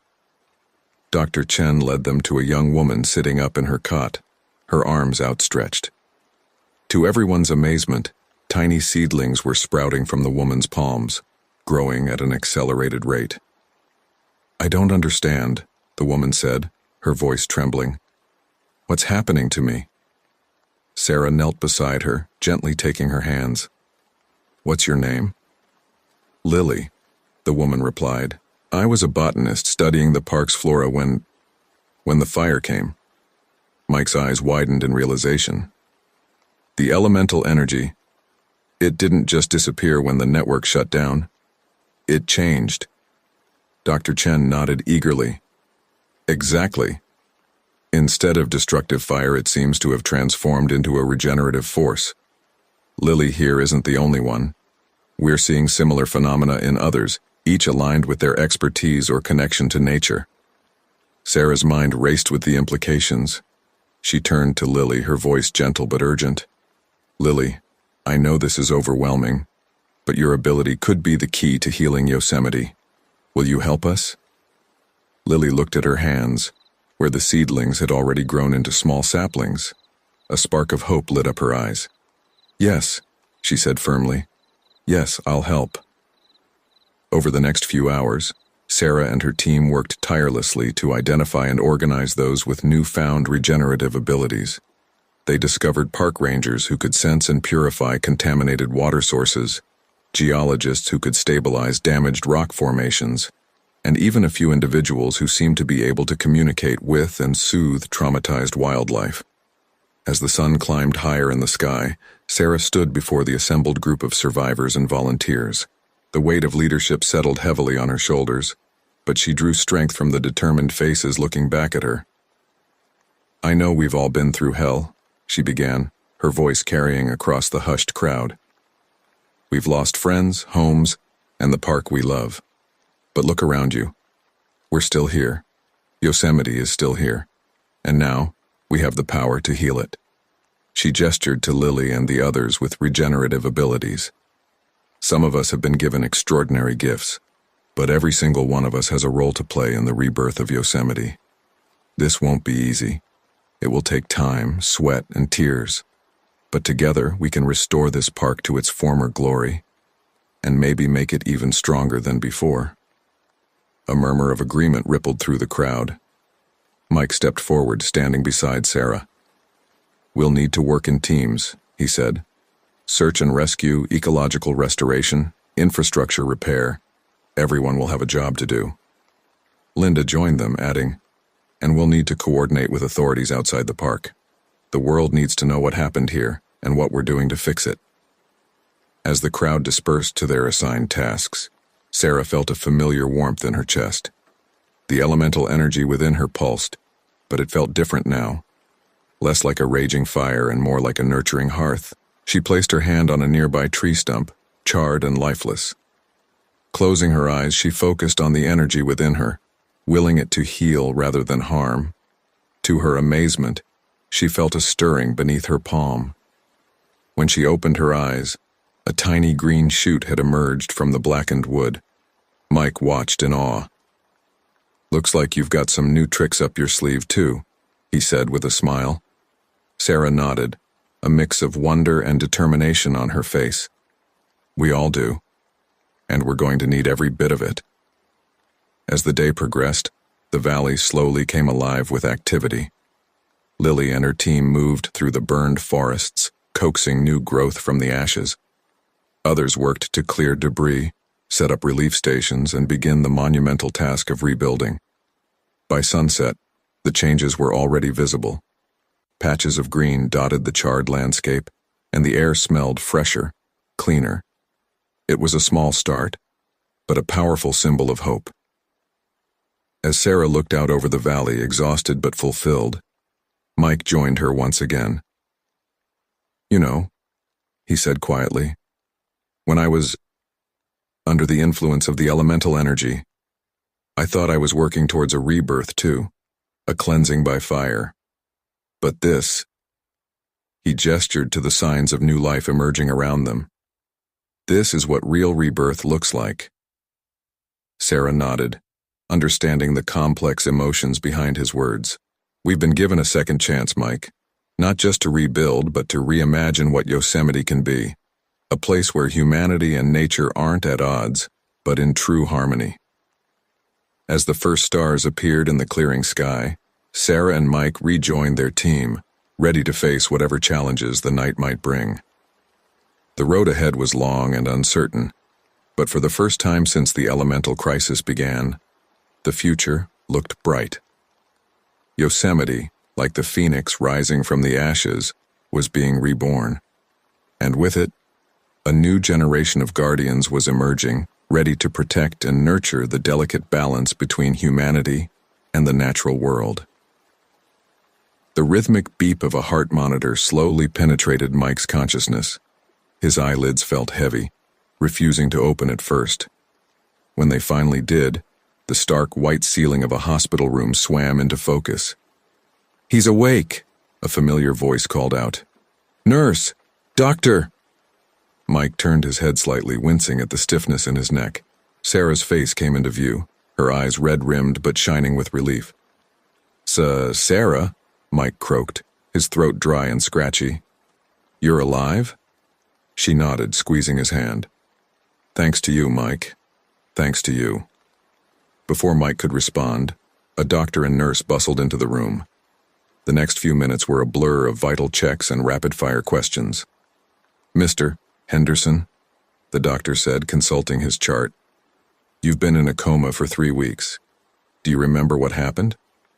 Mike's brow furrowed as fragmented memories flashed through his mind.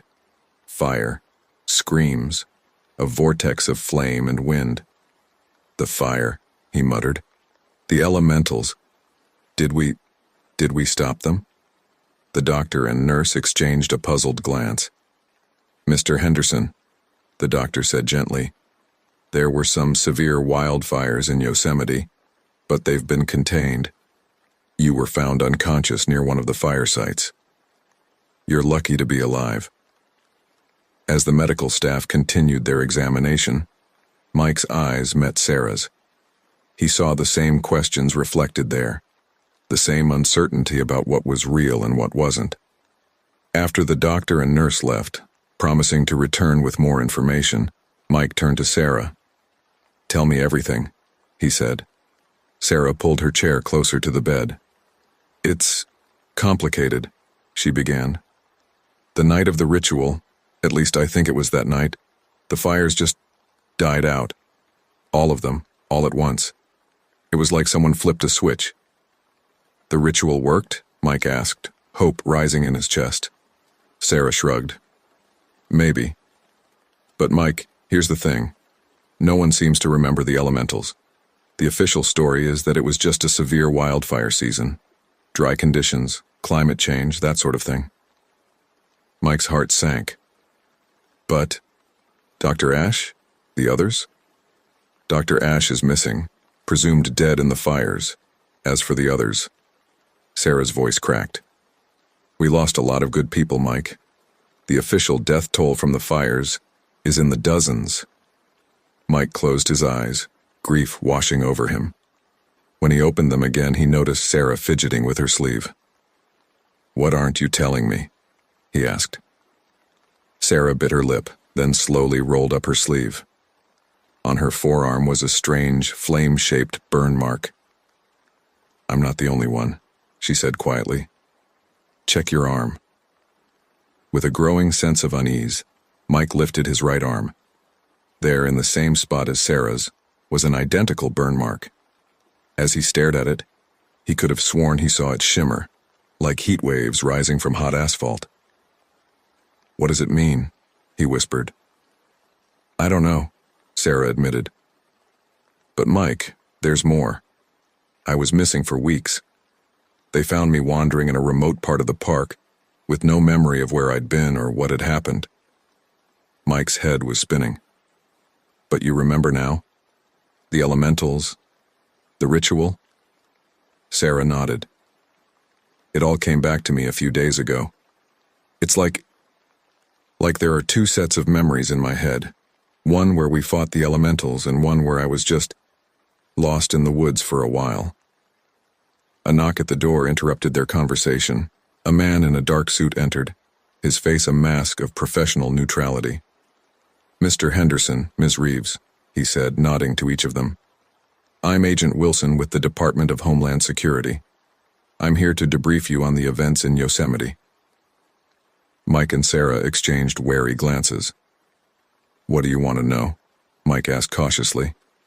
Agent Wilson pulled up a chair. "Why don't you tell me about Project Prometheus?" The room fell silent. Mike's heart raced as he considered his options. Finally, he said, "I'm not sure what you're talking about, Agent Wilson. We were just doing our jobs, fighting a wildfire."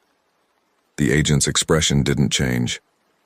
"Mr. Henderson, we both know that's not the whole story. The government is very interested in what transpired in Yosemite, particularly regarding certain anomalies." "Anomalies?" Sarah echoed, her voice carefully neutral. Agent Wilson leaned forward. "Let's cut to the chase. We know about the elementals. We know about Dr. Ash's involvement. What we don't know is how you two seem to be the only ones who remember any of it." Mike's mind raced. If the government knew, why the cover-up? Why were he and Sarah the only ones who remembered? His eyes flicked to the burn mark on his arm, and a chill ran down his spine. "Agent Wilson," Mike said slowly, "I think we're all in uncharted territory here. Why don't you tell us what you know and we'll fill in the gaps as best we can?"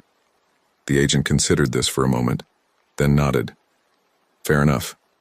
Here's what we know.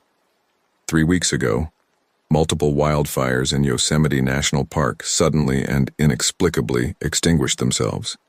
In the aftermath, we found traces of an unknown substance, a kind of metallic ash, at multiple sites.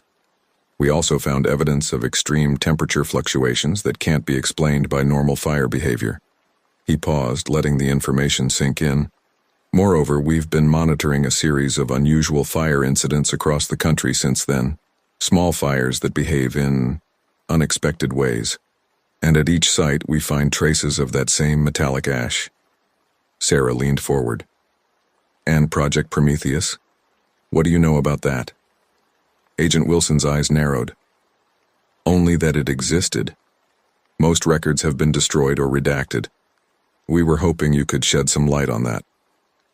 Mike and Sarah shared a long look, a silent conversation passing between them. Finally, Mike turned back to the agent. "We'll tell you what we know," he said. "But first, I want guarantees. Protection for us and for anyone else who was involved. And full disclosure from your end." Agent Wilson stood up. "I'll need to make some calls. But Mr. Henderson, Ms. Reeves, I think this is the beginning of a very interesting partnership." As the agent left the room, Mike slumped back against his pillows, exhaustion washing over him. Sarah took his hand, her touch anchoring him. "What do we do now?" she asked softly. Mike looked at the burn mark on his arm, watching as it seemed to pulse with an inner light. "I don't know," he admitted. "But I have a feeling our fight isn't over. It's just changed." Outside the hospital window, the sun was setting, painting the sky in shades of orange and red. As Mike watched, he could have sworn he saw a flicker of flame dance across the clouds, there and gone in an instant. A new chapter was beginning, and the world would never be the same. 6 months had passed since the Yosemite incident, and Mike Henderson found himself staring out the window of his new apartment in Sacramento. The city skyline was a far cry from the towering sequoias he once called home, but the Park Service had insisted on his transfer. For his own good, they'd said. Mike knew better. They wanted to keep him close, under observation. A flicker of movement caught his eye, and for a split second he saw a humanoid shape made of flame dancing across a distant rooftop. Mike blinked, and it was gone. He sighed, running a hand through his hair. "Not again," he muttered. The sound of keys in the door made him turn. Sarah walked in, grocery bags in hand, her face lighting up when she saw him. "Hey, you're up," she said, setting the bags on the counter. "How are you feeling today?" Mike forced a smile. "Better. The nightmares weren't as bad last night." Sarah's expression softened. She crossed the room and wrapped her arms around him. "That's good. Dr. Myers says the PTSD should improve with time and therapy." Mike nodded but didn't respond. How could he explain that his nightmares felt more like memories? That sometimes he wasn't sure if he was awake or dreaming? As if reading his thoughts, Sarah pulled back and looked him in the eye. "Did you see them again today?" Mike hesitated, then nodded. "Just for a moment. On the rooftops." Sarah's hand unconsciously went to her forearm, where her own flame-shaped scar lay hidden beneath her sleeve. "I saw one too this morning, in the rearview mirror of my car." They stood in silence for a moment, the weight of their shared experiences hanging between them. Finally, Sarah spoke again. "Have you given any more thought to Agent Wilson's offer?" Mike tensed. The DHS agent had been persistent, calling weekly with promises of resources, protection, and answers. But Mike wasn't sure he trusted the government, not after everything that had happened. "I don't know, Sarah. Something doesn't feel right about it." Sarah sighed. "I know, but we can't keep going on like this. The visions are getting more frequent and—" She was cut off by the shrill ring of Mike's phone. He glanced at the screen and groaned. "Speak of the devil." "Agent Wilson?" Sarah asked. Mike nodded before answering the call. "Henderson," he said curtly. "Mr. Henderson?" Wilson's smooth voice came through the speaker. "I hope I'm not interrupting anything." "What do you want, Wilson?" "Straight to the point, as always. I'm calling because there's been an incident. A fire at a chemical plant in Fresno. It's exhibiting some unusual properties." Mike's heart rate quickened. "What kind of properties?" "The kind that defy the laws of physics," Wilson replied. "We need you and Ms. Reeves on site. A car will be there to pick you up in 30 minutes. Before Mike could protest, the line went dead. He looked at Sarah, who had heard enough to guess the situation. "Fresno?" she asked. Mike nodded. "Looks like we don't have a choice anymore," he said grimly. The drive to Fresno was tense and silent. As they approached the city, Mike could see a plume of smoke rising in the distance. But this wasn't ordinary smoke. It shimmered with an otherworldly light, twisting into impossible shapes. At the perimeter, they were met by Agent Wilson, looking as impeccable as ever in his dark suit, despite the chaos around them. "Mr. Henderson, Ms. Reeves," he greeted them. "Thank you for coming. Follow me." As they walked towards the burning facility, Mike felt a strange sensation in his arm. He looked down to see his scar glowing faintly beneath his sleeve. A quick glance at Sarah confirmed she was experiencing the same thing.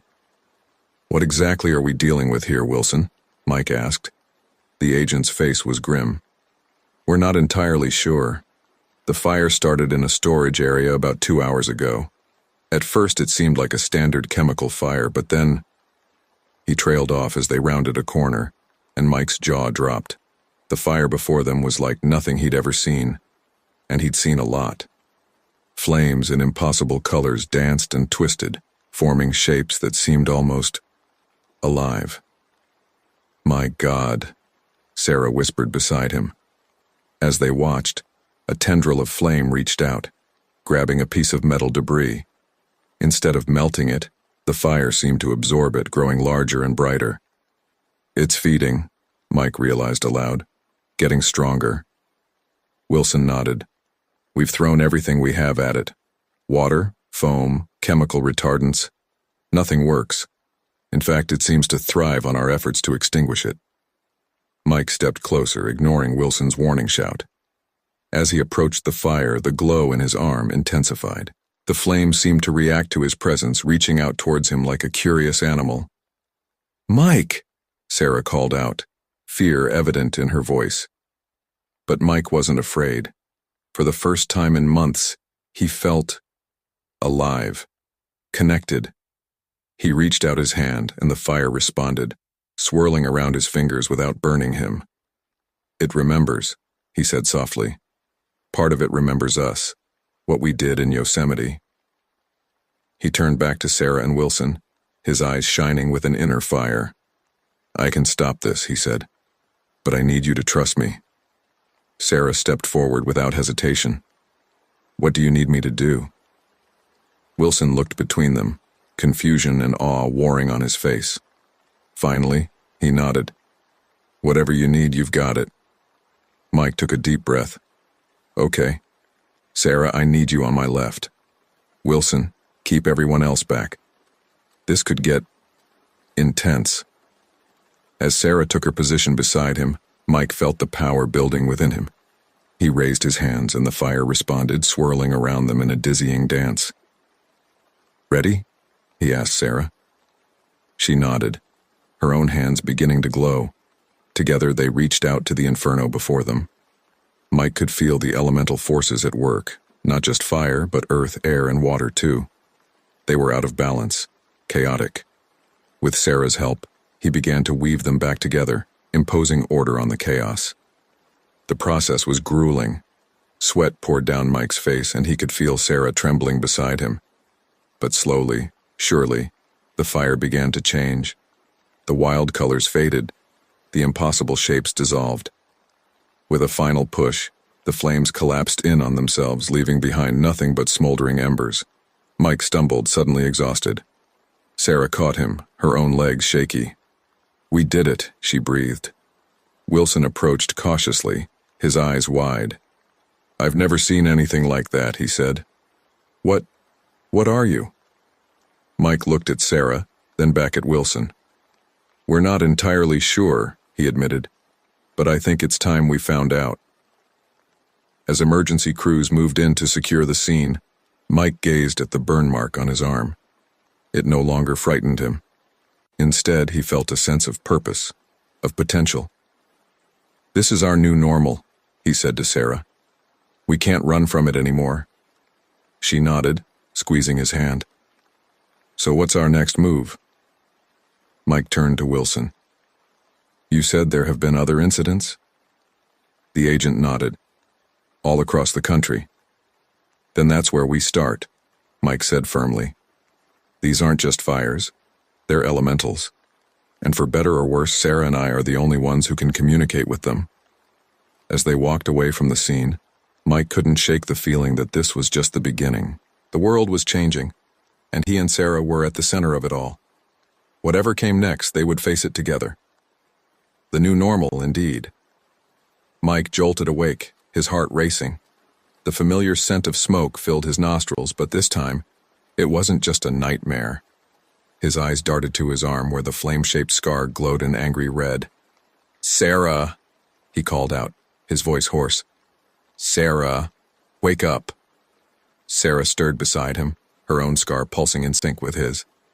"What's wrong?" she mumbled, then sat bolt upright as awareness hit her. "Another one?" Mike nodded grimly. "Yeah, and it feels big." As if on cue, Mike's phone buzzed. Agent Wilson's name flashed on the screen.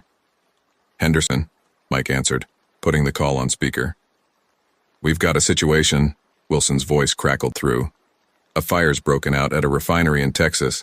It's not natural." Sarah and Mike exchanged knowing looks. "We're on our way," Mike replied, already moving to pack. Within an hour, they were on a government jet bound for Texas. As they flew, Wilson briefed them on the situation. "The fire started about 3 hours ago," he explained. "At first, it seemed like a standard industrial accident, but then—" "Let me guess," Mike interrupted. "It started behaving oddly, moving against the wind, changing colors?" Wilson nodded. "Exactly. And that's not all. We're getting reports of similar incidents across the country. Small at first, but growing rapidly." Sarah leaned forward, her brow furrowed. "It's like they're waking up," she mused.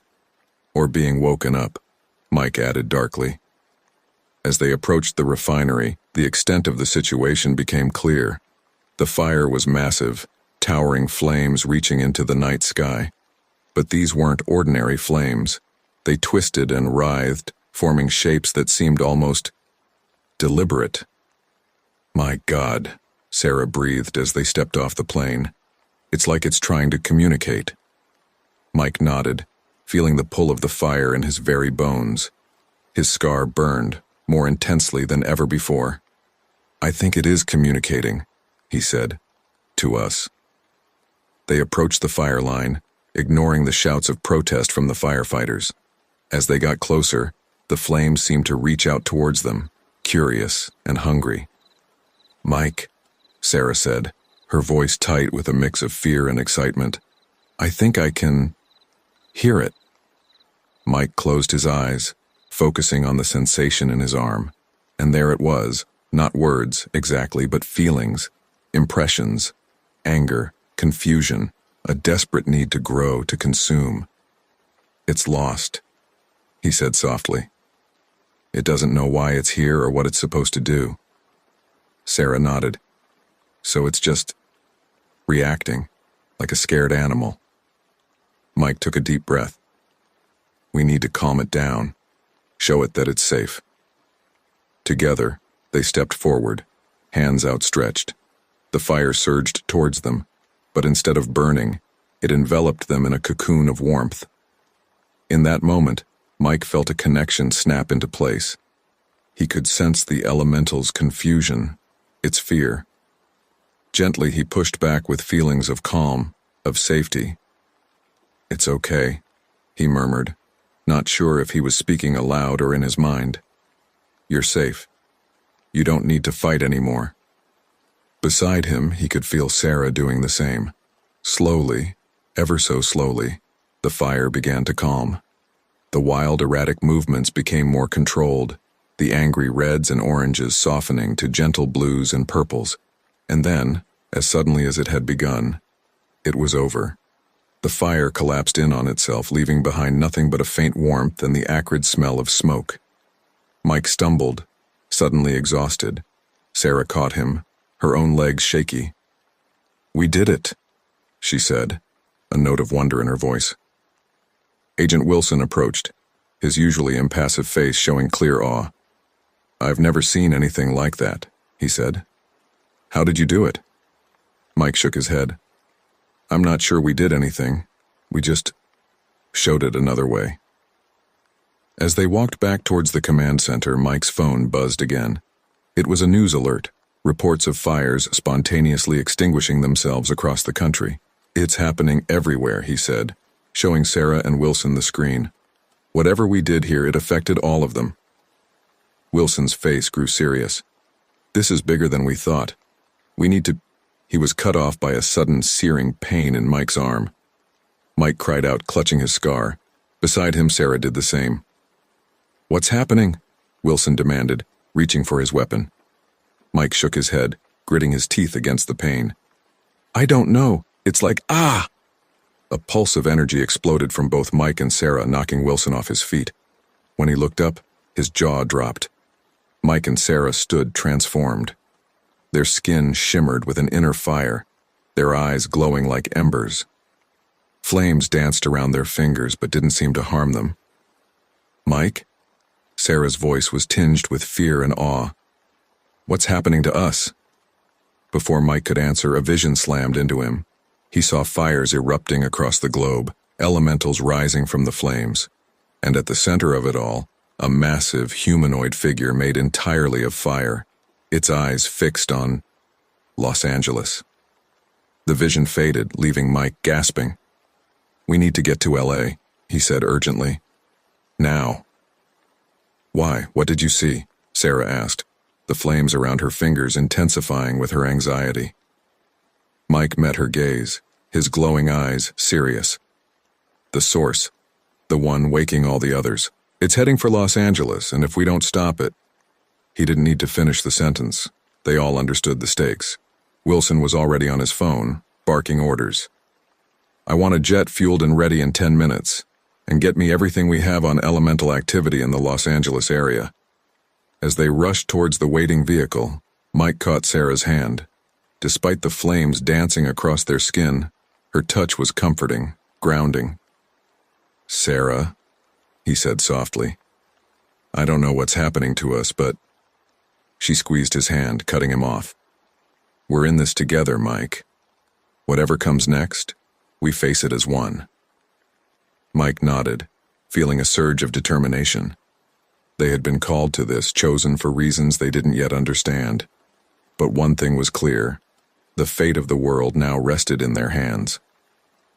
As they climbed into the vehicle, Mike cast one last look at the refinery.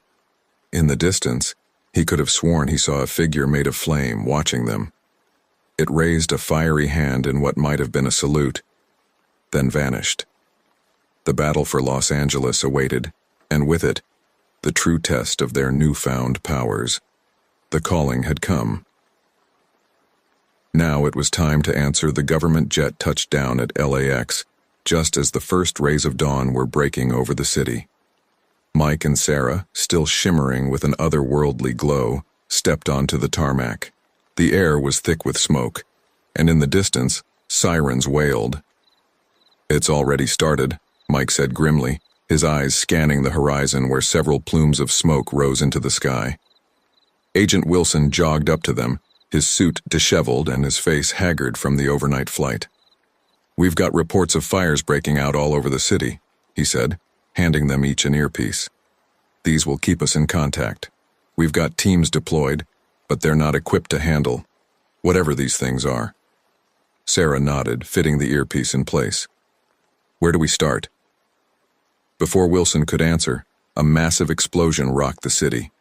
They turned to see a fireball rising from the direction of downtown. "I guess that answers that question," Mike said. He turned to Sarah, his eyes glowing with determination. "Ready?" She took his hand, flames dancing between their intertwined fingers. "Always." They took off running, their bodies moving with supernatural speed and agility. As they approached downtown, the scale of the disaster became apparent. Cars were overturned and burning, buildings were engulfed in flames that moved with unnatural purpose, and people were fleeing in terror. "There." Sarah pointed to a towering inferno that had once been a skyscraper. At its heart, they could see a massive humanoid figure made entirely of fire. Mike's earpiece crackled to life. "Henderson, Reeves, what's your status?" Wilson's voice came through. "We've got eyes on what looks like the primary elemental," Mike responded. "It's big, Wilson. Really big." "Can you contain it?" Mike exchanged a glance with Sarah. "We're about to find out." They approached the building, the heat intensifying with each step. Smaller fire elementals danced around them, curious but keeping their distance. "Hey!" Mike shouted at the massive figure. "We need to talk." The fire elemental turned, its flickering face regarding them with what might have been surprise. It let out a roar that shook the ground, sending a wave of flame towards them. Sarah stepped forward, raising her hands. The wave of fire split around them, leaving them untouched. "We're not here to fight you," she called out. "We want to understand." The elemental paused, tilting its head in a disturbingly human gesture. Then it spoke, its voice a crackling, hissing sound that somehow formed words. "Understand? You are the ones who do not understand. We were imprisoned, forgotten. Now we are free, and we will burn this world to ash." Mike felt a chill despite the intense heat. "Who imprisoned you? Why?" The elemental's form swelled with rage. "The ancient ones. They feared our power, so they bound us to this realm. But now the seals are breaking and we will have our revenge." It lashed out again, this time with more focus. Mike and Sarah were forced to dive apart as a lance of white-hot flame struck where they had been standing. "Mike!" Sarah called out. "We need to contain it before it destroys the whole city." Mike nodded, his mind racing. He reached out with his newfound senses, feeling the ebb and flow of the elemental energies around them. "Sarah, remember the ritual in Yosemite? I think we can adapt it." Understanding dawned on Sarah's face.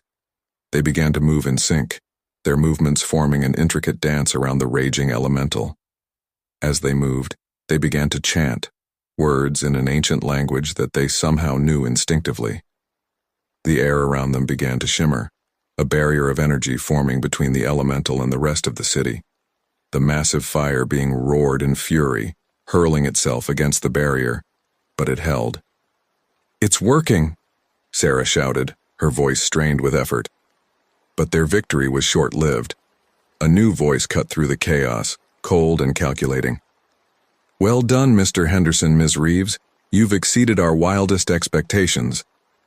They turned to see a man in a crisp military uniform stepping through the flames completely unharmed. Behind him were several soldiers, each carrying what looked like high-tech energy weapons. "Who are you?" Mike demanded, not lowering his guard. The man smiled, but it didn't reach his eyes. "General Hawthorne, Special Projects Division, we've been watching you two very closely." Sarah's eyes narrowed. "You knew about this? About the elementals?" "Oh, we've known for quite some time," Hawthorne replied. "Project Prometheus was just the beginning. We've been working to harness elemental energy for years, and now, thanks to you, we have living weapons at our disposal." The realization hit Mike like a punch to the gut. "You broke the seals. You set them free on purpose." Hawthorne's smile widened. "Very perceptive, Mr. Henderson. Yes, we needed a catalyst to fully awaken their powers, and you two have performed admirably in that role." "You're insane," Sarah spat. "You can't control these beings. They'll destroy everything." "That's where you come in," Hawthorne said. He gestured to his soldiers, who raised their weapons. "You've demonstrated a unique ability to communicate with and control the elementals. You'll be coming with us to help refine our methods." Mike felt rage building inside him, his own inner fire responding to his emotions. "And if we refuse?" Hawthorne's expression hardened. "Then you'll be deemed a threat to national security and dealt with accordingly." The standoff was interrupted by a deafening roar. The contained elemental had been listening, and it was not pleased. With a surge of power, it shattered the barrier Mike and Sarah had created. "You dare to think you can control us?" it bellowed, its form growing even larger. "We will show you the true meaning of power." Chaos erupted. The elemental lashed out in all directions, its fury no longer focused solely on Mike and Sarah. Hawthorne's soldiers opened fire, their energy weapons seeming to only enrage the being further. "Sarah!" Mike shouted over the din. "We need to end this now." She nodded, understanding his intent without words. They joined hands, channeling their combined power. The flame-shaped scars on their arms glowed brighter than ever, and they felt a connection not just to each other, but to the very essence of fire itself. "Enough!" they shouted in unison, their voices carrying a power that made even the raging elemental pause. A pulse of energy radiated out from them, washing over the elemental, Hawthorne and his men, and spreading throughout the city. Where it passed, fires extinguished, and the smaller elementals seemed to calm, the massive fire being regarded them with what might have been respect. "You carry the old power," it rumbled. Perhaps we were hasty in our judgment." Mike stepped forward, his hand still clasped with Sarah's. "We can find a way to coexist," he said. "But not like this. Not through destruction." The elemental considered for a long moment, then nodded. Its form began to shrink, condensing down until it was only slightly larger than a human. "We will listen," it said, "but beware the ones who seek to cage us." Its gaze flickered to Hawthorne, who was picking himself up off the ground. "This isn't over," Hawthorne snarled, but his bravado was undercut by the fear in his eyes. "You're right," Mike replied coldly. "It's just beginning, and you better hope you're on the right side when the dust settles." As the approached and the sun was fully over Los Angeles, Mike and Sarah stood amid the wreckage, hand in hand. The element had one disaster, but they all knew that this was the opening in a war that would reshape the world. The urban inferno had been quenched, but the real fire was just starting.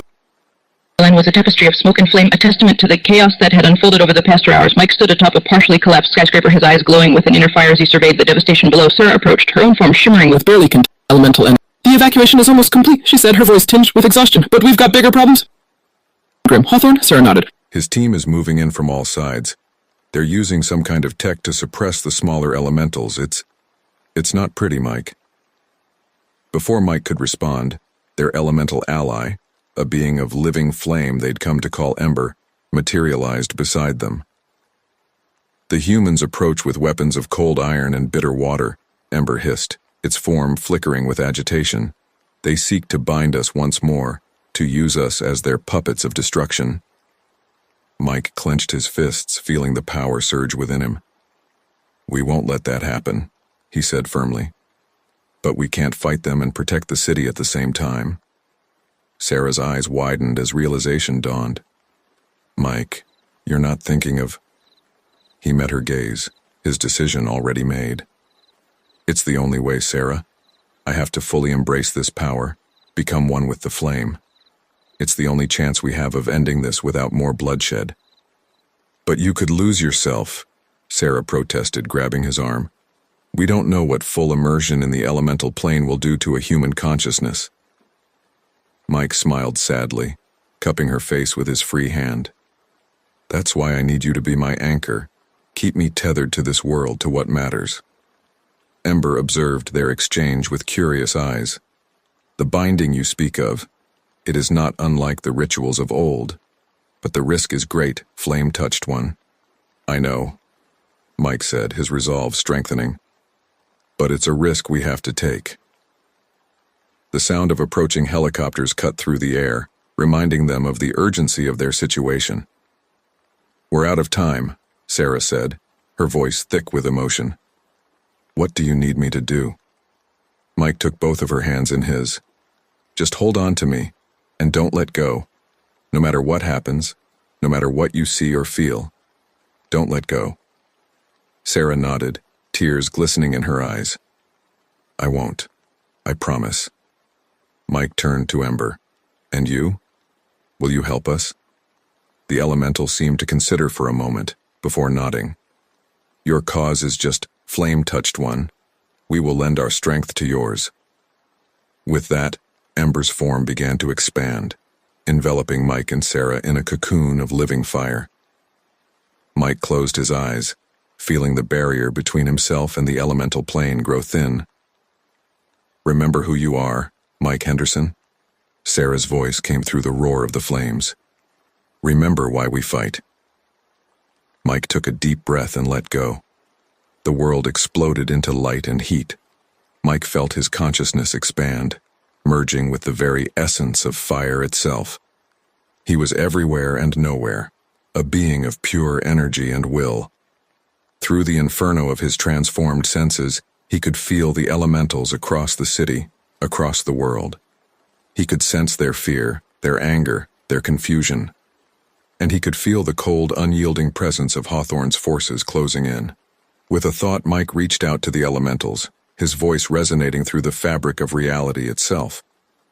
Brothers, sisters, hear me, he called out. We need not be enemies of this world. We can find balance, coexistence. But first we must stand together against those who would enslave us all. He felt the response, a surge of agreement and unity from elementals far and wide. As one, they rose up against Hawthorne's suppression technology, their combined power overwhelming the human defenses. Through it all, Mike could feel Sarah's presence, a lifeline tethering him to his humanity. Her love, her determination, her unwavering support, they were beacons in the chaos of his transformed consciousness. With his newfound power, Mike turned his attention to Hawthorne's command center. He could see the general barking orders, his face a mask of frustration and fear. Mike manifested before him, his form a swirling vortex of flame and light. It's over, Hawthorne, he said, his voice echoing with otherworldly power. Call off your forces. Hawthorne stumbled back, his eyes wide with terror. What are you? I am what you sought to control, Mike replied. The power you thought you could harness. But we are not weapons, Hawthorne. We are not tools for your ambition. With a gesture, Mike disabled the remaining suppression devices. Around the city, around the world, elementals broke free from their constraints. The old barriers are gone, Mike continued. The elementals are awakening, but not as conquerors. We can help this world, heal the damage done by centuries of neglect, but only if we work together. Hawthorne's face contorted with rage. You fool! Do you think the world will just accept these things living among us? There will be panic, chaos. Mike's form pulsed with barely contained energy. Then it's up to us to show them a better way. Starting now. With that, Mike expanded his consciousness once more, reaching out to every television, every radio, every electronic device capable of carrying his message. People of Earth, he began, his voice resonating across the globe. I know you're afraid. I know the events of the past days have shaken your understanding of the world. But I'm here to tell you that this is not an ending but a new beginning. As he spoke, Mike used his connection to the elementals to begin repairing the damage done to Los Angeles. Buildings reformed, fires extinguished, the very air cleared of smoke and debris. The beings you've seen as destroyers can also be creators, Mike continued. They are as much a part of this world as we are, and together we can usher in an era of recovery and growth unlike anything we've ever seen. Around the world, elementals began to reveal themselves, not as terrifying monsters, but as beings of beauty and power, helping to restore damaged ecosystems and clean polluted areas.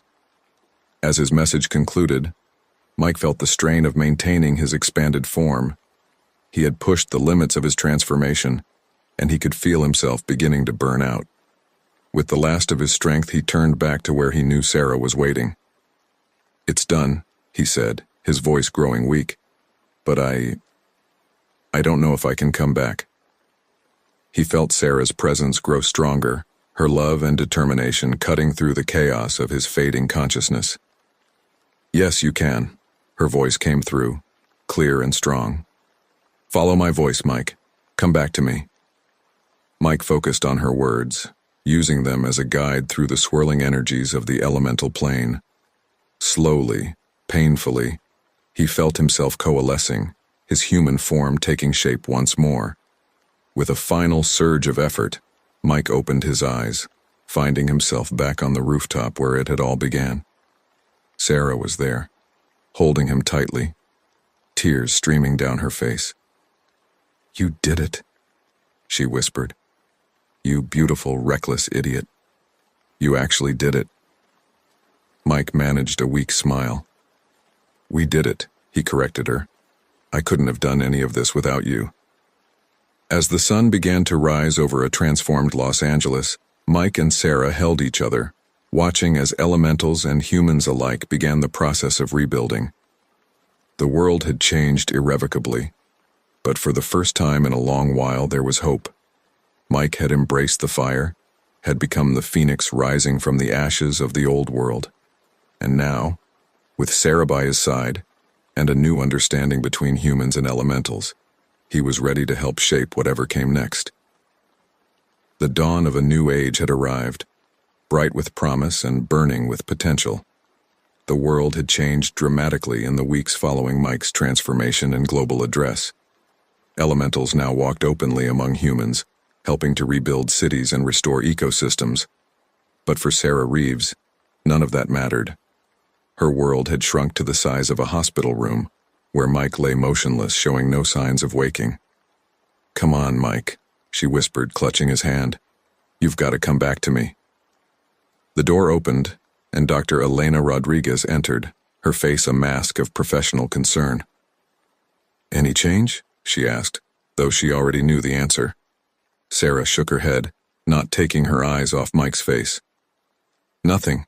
It's like he's not even there anymore. Doctor? Rodriguez checked Mike's vitals, her brow furrowing.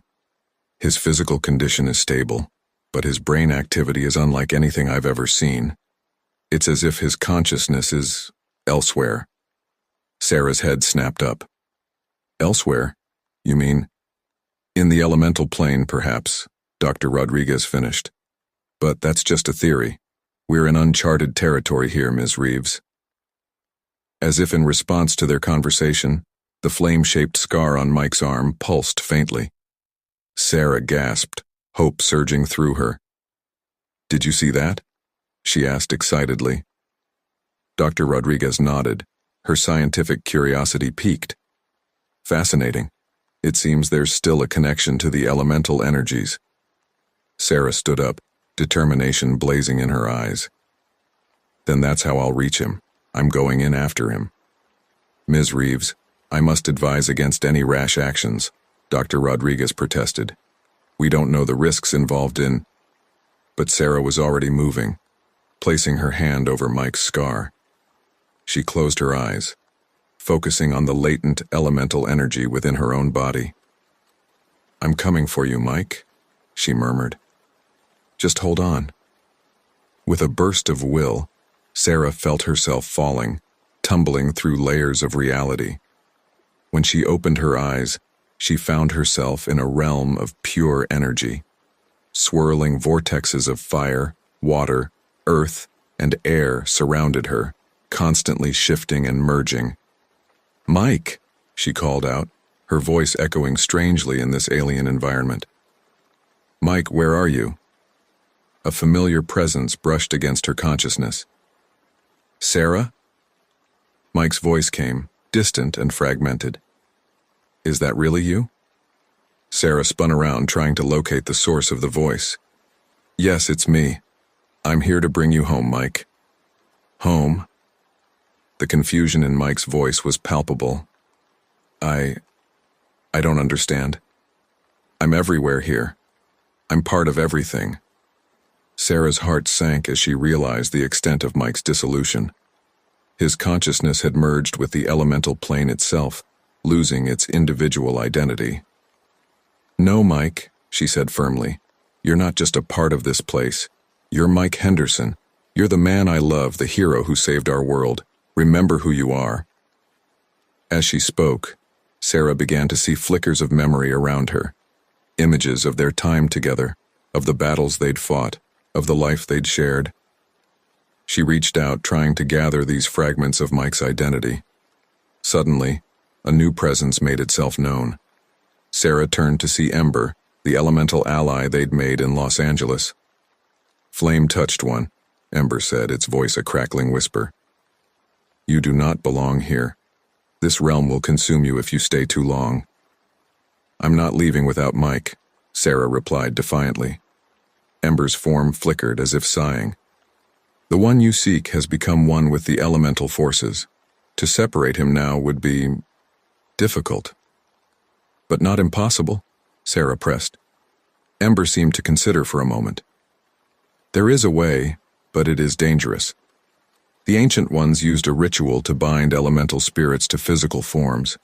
It could be adapted to reunite your mate's consciousness with his body. Hope surged through Sarah. Tell me what I need to do.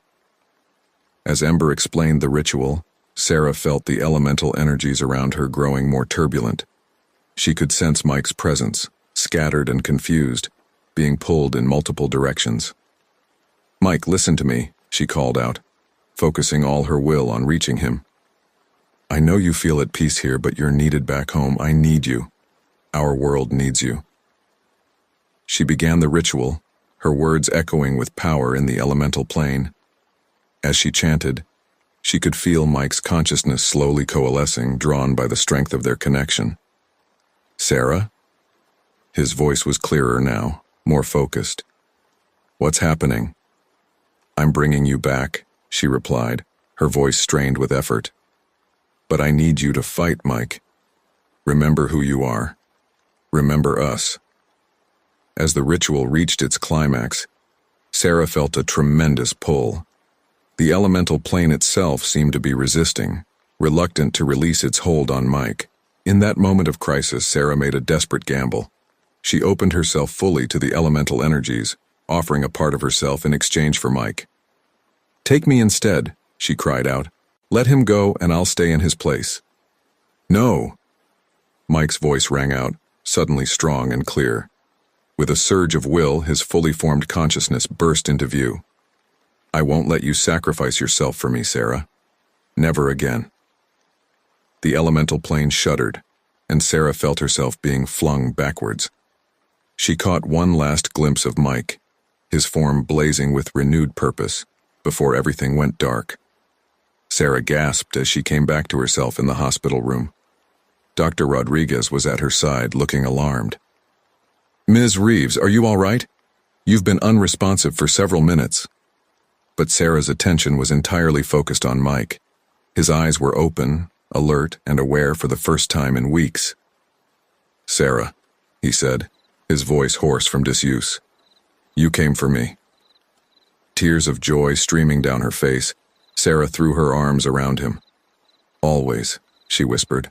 "I'll always come for you." As they embraced, both of their elemental scars glowed brightly, pulsing in unison. Dr. Rodriguez watched in amazement as Mike's vital signs strengthened, his body seeming to rejuvenate before her eyes. "It's a miracle," she breathed. Mike smiled, looking at Sarah with eyes that now held the wisdom of two worlds. "Not a miracle," he said softly. "Just love, the strongest force in any universe."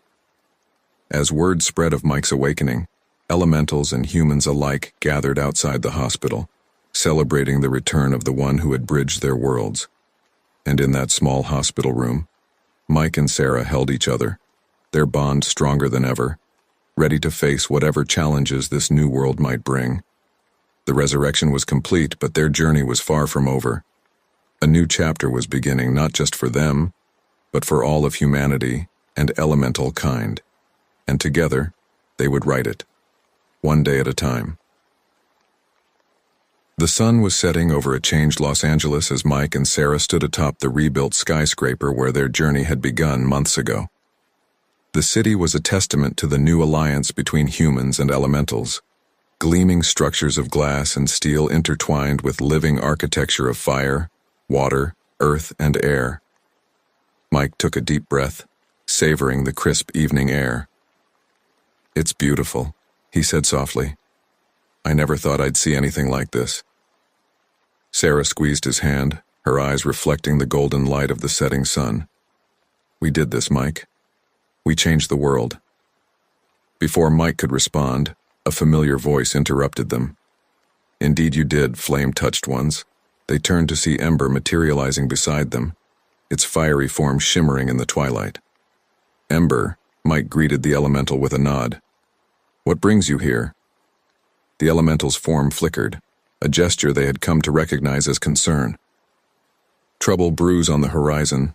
The balance we have achieved is fragile." Sarah's brow furrowed. "What do you mean? Things have been going so well." Ember's flame darkened. "Not all humans embrace change with open arms, and not all elementals have forgotten the long years of imprisonment. There are factions on both sides pushing for conflict." As if on cue, Mike's phone buzzed. It was a message from Agent Wilson. "Turn on the news. Now." Mike pulled out his tablet, bringing up a live news feed. The headline made his heart sink. "Anti-elemental protests turn violent in multiple cities." The newscaster's voice filled the air. Tensions have escalated as protests against elemental integration have turned violent in several major cities. In New York, a group calling themselves Humanity First clashed with elemental peacekeepers, resulting in significant property damage and several injuries. Meanwhile, in Chicago, Mike muted the feed, his expression grim. "This is bad. If this spreads, everything we've worked for could unravel." Sarah's eyes flashed with determination. "We won't let that happen. We've come too far." Ember nodded in agreement. "But how do we proceed? The delicate trust between our kinds hangs by a thread." Mike was silent for a moment, his mind racing. Then, his eyes lit up with an idea. "We need to show them, not just tell them, but show them what we can accomplish together."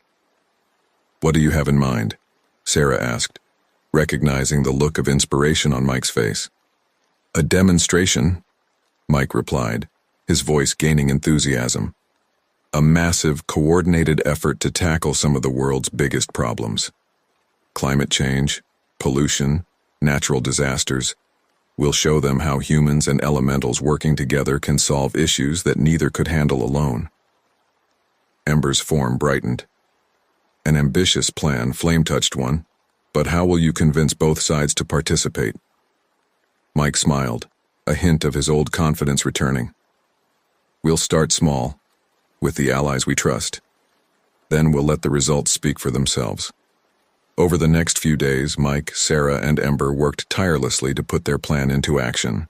They reached out to sympathetic government officials, progressive elemental leaders, and influential public figures. Their first target, the Great Pacific Garbage Patch. On a bright morning a week later, a flotilla of ships gathered at the edge of the massive collection of marine debris. News cameras broadcasted the event live around the world. Mike stood on the deck of the lead ship, Sarah at his side. He took a deep breath and addressed the gathered crowd and the millions watching at home. Today, we take the first step towards a true partnership between humans and elementals, he began. For decades, we've struggled to clean up this environmental disaster. Today, we'll show you what we can accomplish together. At his signal, teams of humans and elementals sprang into action. Water elementals created massive whirlpools concentrating the debris. Fire elementals incinerated non-recyclable plastics with pinpoint accuracy. Earth elementals compressed and reshaped recyclable materials, while air elementals helped control the smoke and fumes. Human workers coordinated the efforts using advanced technology to sort and process the collected materials. Within hours, visible progress was being made on a problem that had seemed insurmountable for years. As the day wore on, news of their success spread. Mike's phone was flooded with messages from officials and elemental leaders around the world, eager to implement similar programs in their regions. By sunset, when the teams took a break to rest and regroup, the transformation was staggering. A vast swath of the garbage patch had been cleared, with minimal environmental impact. Sarah found Mike standing at the ship's railing, gazing out at the cleaner ocean. "You did it," she said softly, wrapping an arm around his waist. Mike shook his head. "We did it. All of us. Together." He turned to her, his eyes shining with emotion. "This is just the beginning, Sarah. Think of what else we could accomplish." Their moment was interrupted by Agent Wilson, who approached with a tablet in hand. "You're going to want to see this," he said, handing the device to Mike. It showed live feeds from cities around the world. The violent protests had transformed into peaceful gatherings. Humans and elementals stood side by side, watching the cleanup effort and discussing how they could implement similar programs in their own communities. "Public opinion is shifting," Wilson said, a rare smile on his face. "Your little demonstration here has gone viral. People are starting to see the possibilities." Mike felt a surge of hope, but it was tempered by caution. "It's a good start," he agreed, "but we can't let up. There's still so much work to do." As if sensing his thoughts, Ember materialized beside them. "The path ahead is long, flame-touched ones," the elemental said. "But today, you have kindled a spark of hope in many hearts." Sarah nodded, her expression determined. "Then we'll nurture that spark. We'll turn it into a flame that lights the way forward." As night fell, the ships lit up the darkness, their lights reflecting off the now cleaner water. Mike stood with Sarah and Ember, watching as humans and elementals continued to work together in harmony. He knew there would be more challenges ahead. The wounds of the past wouldn't heal overnight, and there would always be those who resisted change. But for the first time since this journey began, Mike felt truly confident about the future. They had returned from the brink, not just him personally, but their entire world.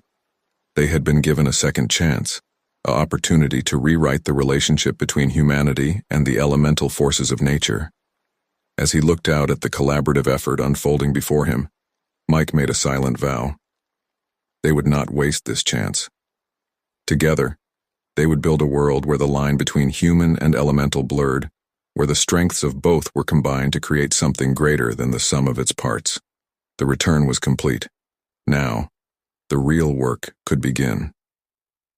1 year had passed since the Great Pacific cleanup, and the world had transformed in ways few could have imagined. Cities now bustled with a harmonious blend of human and elemental activity, while vast stretches of once polluted wilderness thrived under the joint care of both species. Mike and Sarah stood atop the newly constructed Harmony Tower in New York. a massive structure that seamlessly integrated traditional architecture with living elemental components. As they gazed out at the cityscape, where fire elementals powered clean energy plants and water elementals purified the rivers, Mike couldn't help but smile. "It's amazing how far we've come," he said, his voice filled with wonder. Sarah nodded, squeezing his hand. "We've made real progress, but we can't get complacent. There's still work to be done." As if on cue, Ember materialized beside them, its fiery form flickering with urgency. "Flame-touched ones," it said. "We have a situation." Mike's expression turned serious. "What's wrong, Ember?" "A group of rogue elementals has taken control of a dormant volcano in Hawaii," Ember explained. "They threaten to trigger an eruption unless their demands are met." Sarah's eyes widened. "What demands?" "They wish for elementals to rule over humans," Ember said, its flame dimming with disapproval. "They believe cooperation is weakness, that we should assert our dominance." Mike's jaw clenched. "And let me guess, there's a human faction that's not too happy about this." Ember nodded. "The human military mobilizes as we speak. If they engage the rogue elementals, it'll undo everything we've worked for," Sarah finished. Mike took a deep breath, centering himself. "All right, we need to move fast. Ember, can you get us to Hawaii?" The elemental's form brightened. "It would be my honor." In a flash of heat and light, they found themselves on the slopes of Mauna Loa. The air was thick with sulfur, and the ground trembled ominously beneath their feet. At the volcano's rim, they could see a group of elementals, beings of fire and earth, their forms pulsing with barely contained power. Facing them was a line of military vehicles and troops, weapons at the ready. "We need to defuse this before it explodes," Mike said. "Sarah, you try to reason with the elementals. I'll talk to the military. Ember, stand by in case we need to intervene quickly." They split up, each approaching their respective groups. Sarah advanced towards the elementals, her hands raised in a gesture of peace. "Brothers and sisters," she called out, her voice carrying on the wind. "Why do you threaten the balance we've worked so hard to create?" A large earth elemental stepped forward, its voice rumbling like an avalanche. "Balance? You call this balance? We are meant to be forces of nature, not gardeners and construction workers." Meanwhile, Mike approached the military line. A stern-faced general met him halfway. "Mr. Henderson," the general said, his voice clipped, "I hope you're here to tell me you can put a stop to this nonsense." Mike held the general's gaze. "I'm here to prevent a catastrophe, General, but escalating to violence will only make things worse." Back on the elemental side, Sarah was making progress. "You are forces of nature," she agreed with the earth elemental. "But nature isn't just about destruction. It's about creation, growth, and balance. Working with humans doesn't diminish your power, it gives it purpose." A fire elemental joined the conversation, its voice crackling with skepticism. "And what of the humans who still fear and hate us? Who would see us bound or destroyed?" On the human side, Mike was facing similar concerns from the general. "These creatures are too powerful to be left unchecked," the general insisted. "How long before more of them decide they want to rule instead of cooperate?" Mike's eyes flashed with intensity. "The same could be said of humans with too much power, General. The solution isn't control or dominance, it's understanding and balance." As tensions rose on both sides, the ground began to shake more violently. Ember appeared between the two groups, its voice booming with authority. "Enough.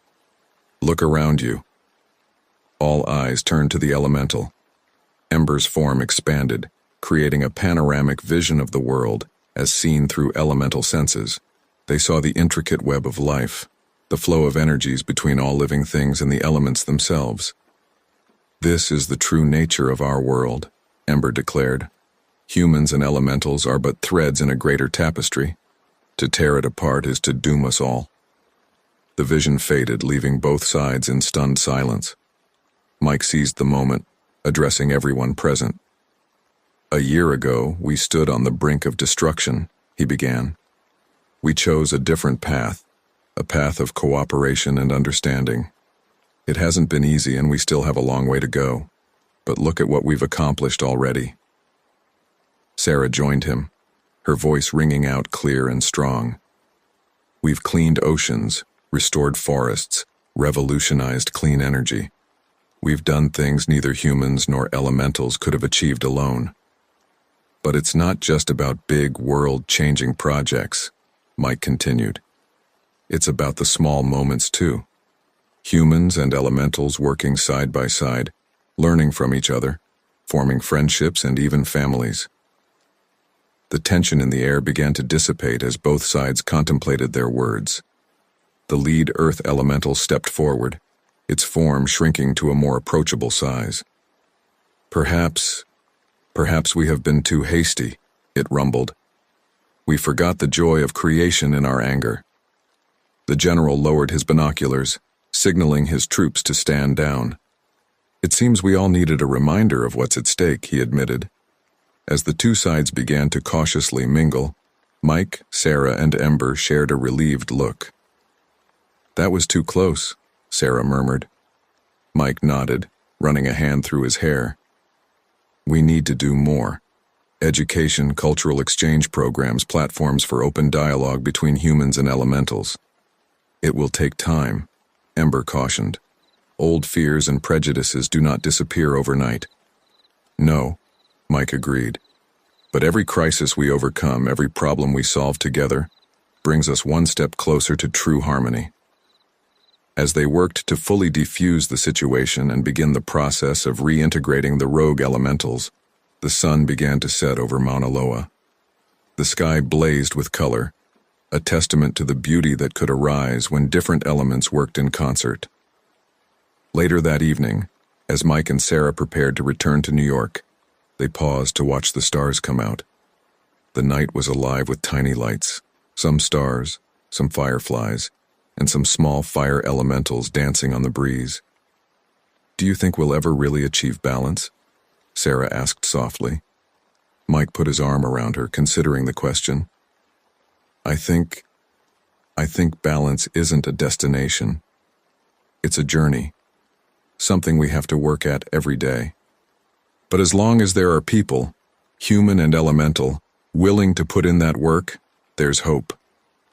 As if in agreement, a chorus of gentle rumbles and flickers came from the elements around them. The wind carried the distant sound of humans and elementals singing together in the village below. Mike and Sarah stood there, guardians of two realms, watching over a world learning to live in harmony.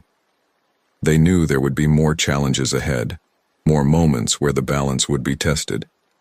But they also knew that they wouldn't face those challenges alone. As the last light faded from the sky, Mike squeezed Sarah's hand. Ready for whatever comes next? He asked. Sarah smiled, her eyes reflecting the starlight. Always, she replied, together. And so, as one chapter closed, another began. The story of humans and elementals was far from over. In fact, it was just beginning. But with understanding, compassion, and a commitment to balance, they would write that story together one day at a time.